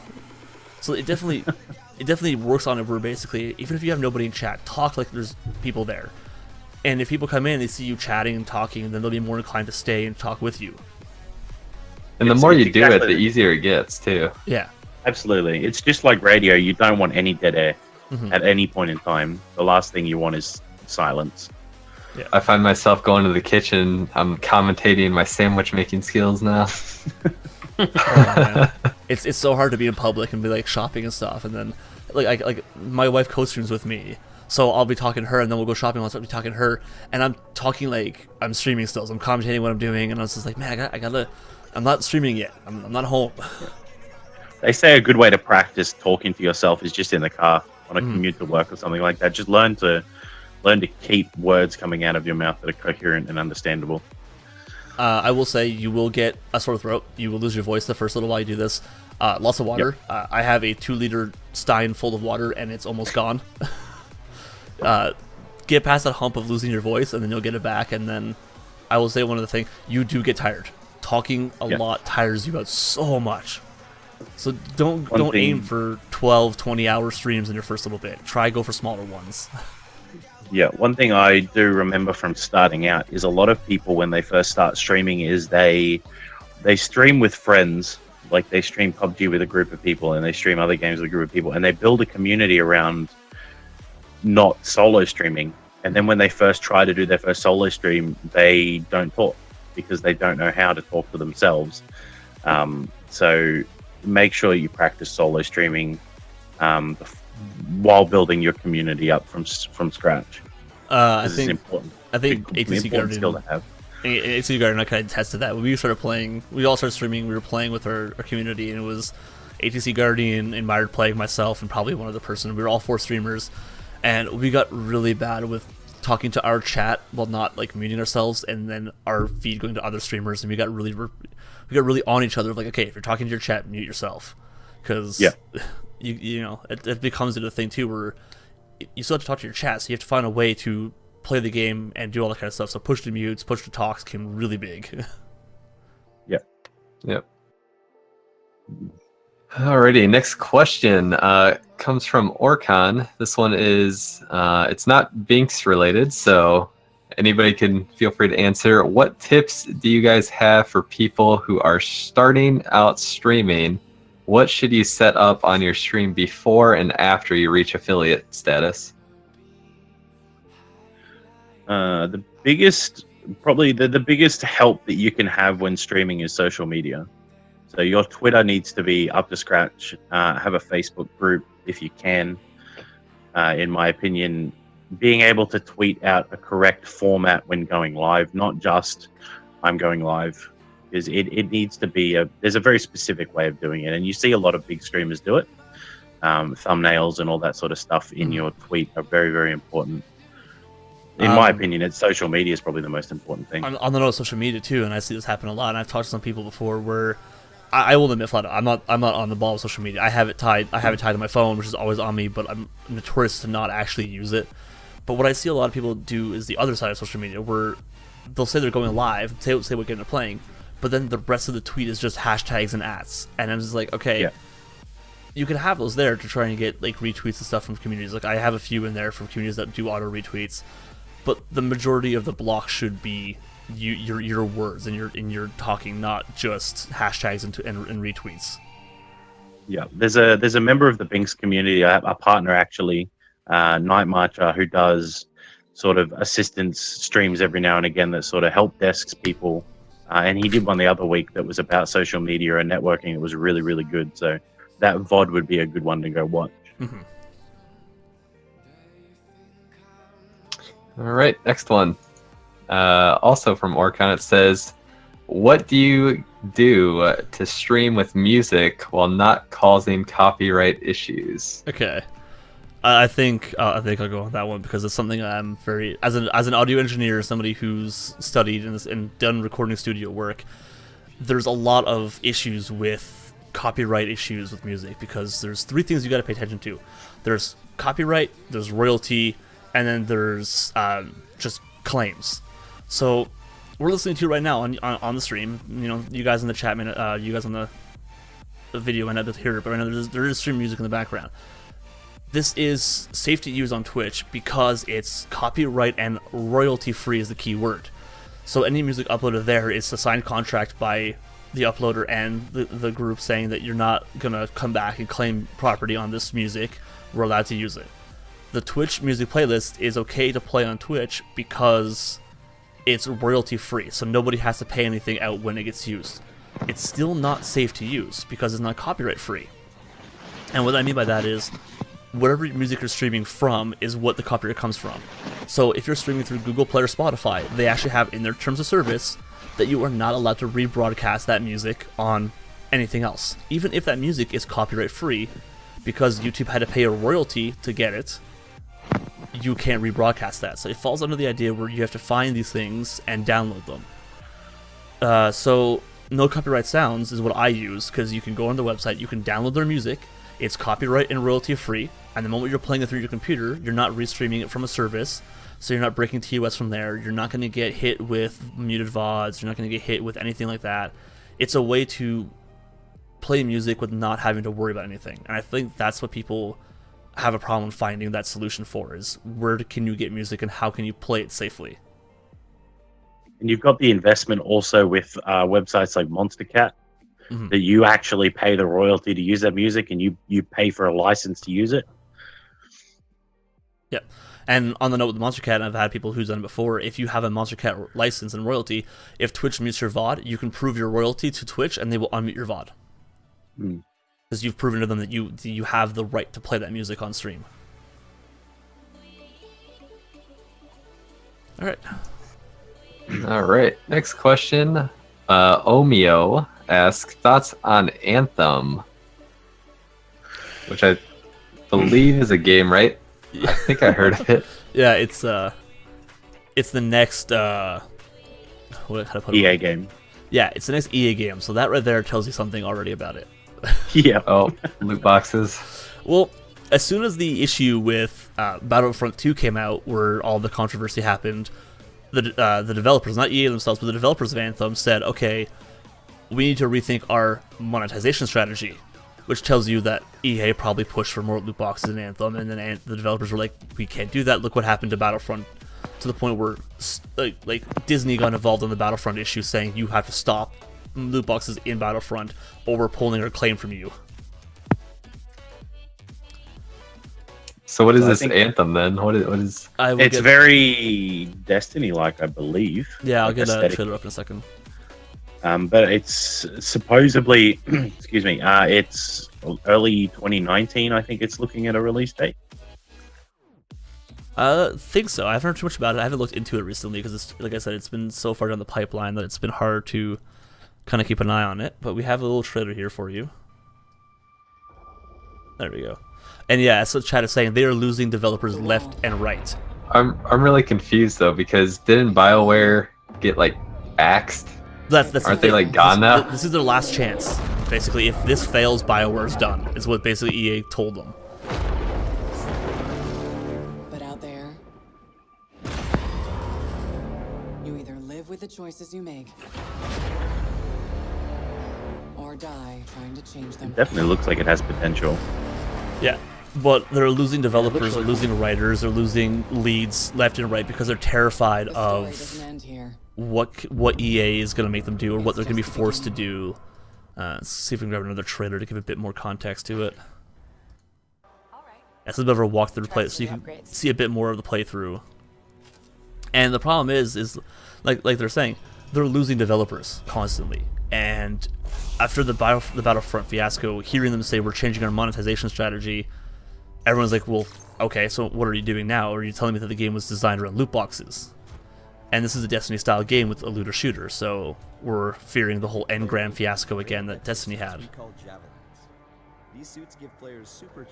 So really, this game is just Destiny. They're trying to battle against Destiny. But the thing is, it's from BioWare, so it's kind of hard to say if it's gonna fight Destiny or it's the same kind of concept. It's like it was MMO announced RPG though, right? Yeah. Yeah, it was announced a long time ago. Like the very first announcement for it was a long time ago. Yeah, the name was announced probably I think 2014, 2015. The first trailer came out in 2017. So they were building this game from very early on, and now it's become a common genre. So it seems like they're copying, but. Well, as you say, I don't even think it's copying. A lot of the things are pretty unique. Where you're not playing a class, your exosuit or your javelin, as they call it, is what your thing is. So you could have one day this very agile, nimble javelin, and then the next day you could have this massive Hulk tank style javelin. A Warframe style gameplay. Yes. And it's they claim it's open world, no load screens at all in the game, so you can transition seamlessly. And you'll see one of the transitions here soon that makes people kind of interested in the game. So you got from ground combat to flight, and then the next scene right here makes me look forward to this. But again, this is like an E3 trailer, so you got trailer versus reality that'll come out. Full underwater movement. Yeah, it looks awesome. Yeah, but we've always seen what happens from an EA trailer or an E3 trailer to a live iteration. Yeah. But it looks good.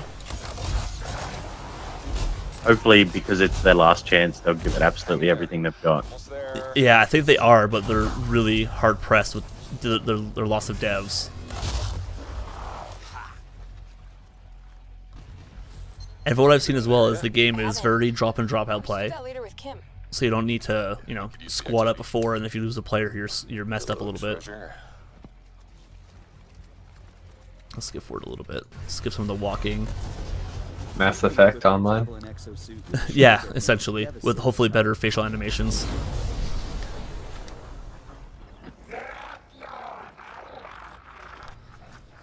But very, very different weapon types too. So you got a wide variety of weapon types and skills. It looks like. Oh, the scars have a heavy. Time to use that mortar. It seems like such a big task to undertake, though. Like, Yeah. even with the amount of years that they've been working on it, it seems like such a big, a big goal to reach. I don't know, just pan it forward a little bit so you can see more of the environment. So you got more drop and play, and then they have full like weather elements and you know, weather features happening to the point where the game is just insane. This storm is getting crazy. I'd definitely be keen to give it a go when it comes out. Yes, I'm definitely going to keep an eye on it. I'll be very apprehensive of it until I see more, but See you on the other side. Our story is out there. yeah, definitely looking forward to seeing where they go for this basically. All right, we got 2 more questions. Sharp Legacy says, "Are you also looking forward to the Metro release?"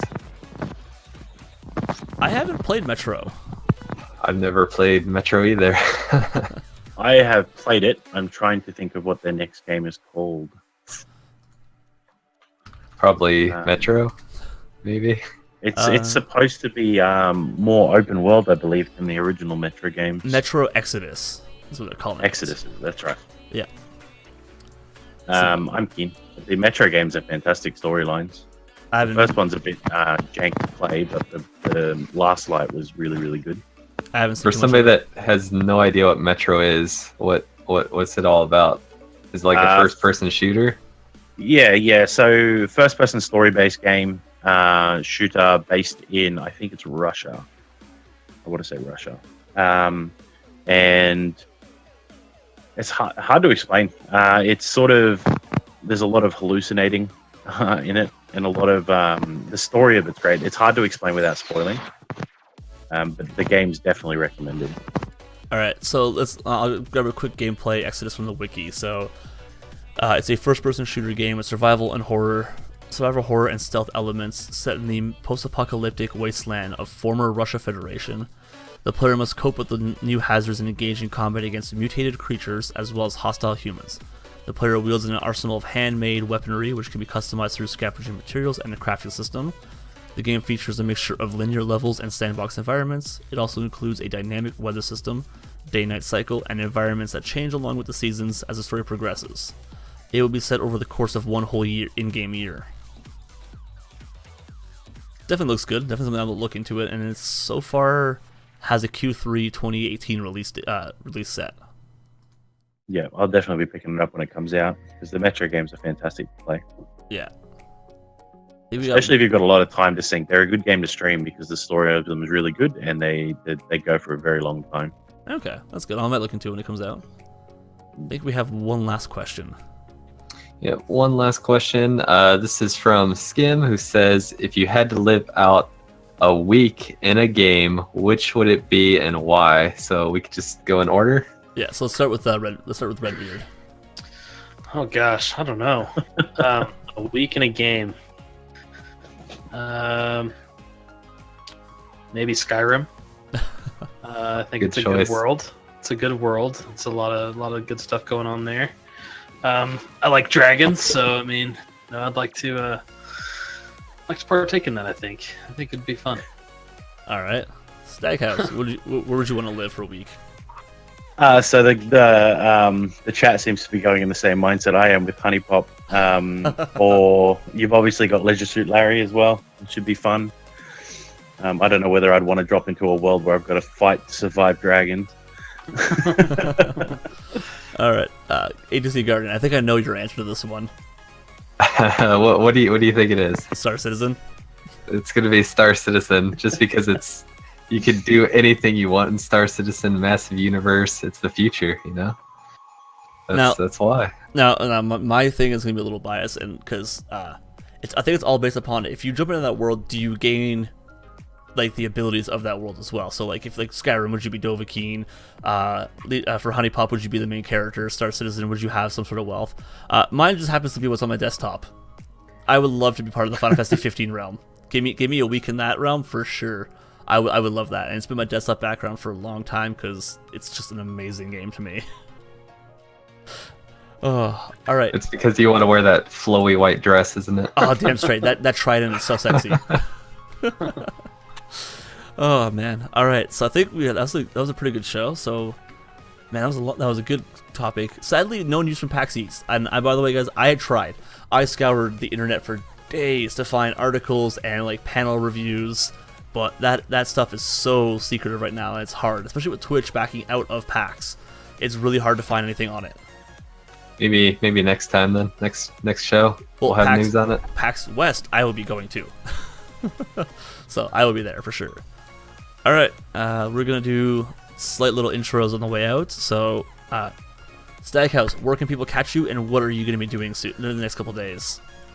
The next couple of days. So I stream pretty much every day. I haven't for the last 2 days because of stuff, but most every day, 7:30 p.m. Australian Eastern Standard Time. So right now it's 12 midday for me, Sunday. So, but they can find me on the Staghouse community channel. The Discord's usually pretty saucy, so you're more than welcome to jump in there as well.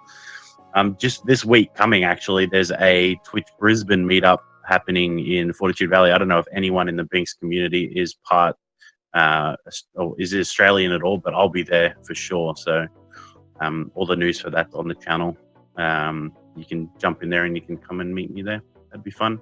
I'd like to meet more people, so that's pretty much it. Awesome. Redbeards? If you want to, if you're a dad and you want to join us, just go to dadbodsgaming.com, and there's a join now button. You can also read up on kind of what we're about and get to meet some of the staff there. We're also on Twitter, Facebook, all the normal places. So look forward to if any dads want to join us, hop in there and take part in our community and see what we're all about. ATC Guardian.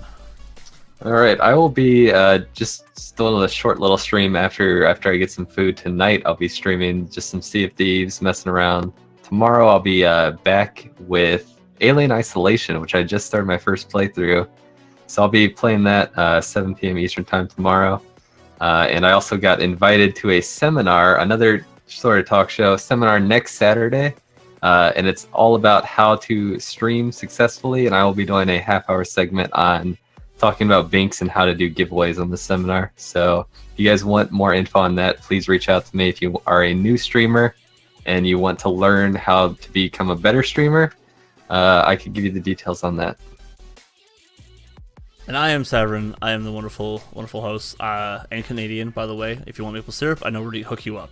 Not that buttery stuff, Guardian. That stuff's not real. So I will actually be catching some dinner myself, probably going to the washroom because I've been holding it in for the past hour, which is not good for your health. And then I will be back for probably a short stream tonight with some more Far Cry, and then a day stream of Far Cry 5 tomorrow because we need to put Faith in the ground and get rid of her. So that's where you can catch me. And by the way, guys, I just want to say thank you so much for everybody in chat who have hung out, the awesome questions from everybody. Omeo, who has literally not left the chat the entire night, which has been fantastic. Thank you to my awesome co-hosts, Other Hand, ATC Guardian, Staghouse, and Redbeards for joining us tonight. And I want to thank you all for having me. Yep. Glad you guys could both make it. And the next one will be when? 2 weeks from now? April 21st will be the next one, and that will be with some more wonderful people.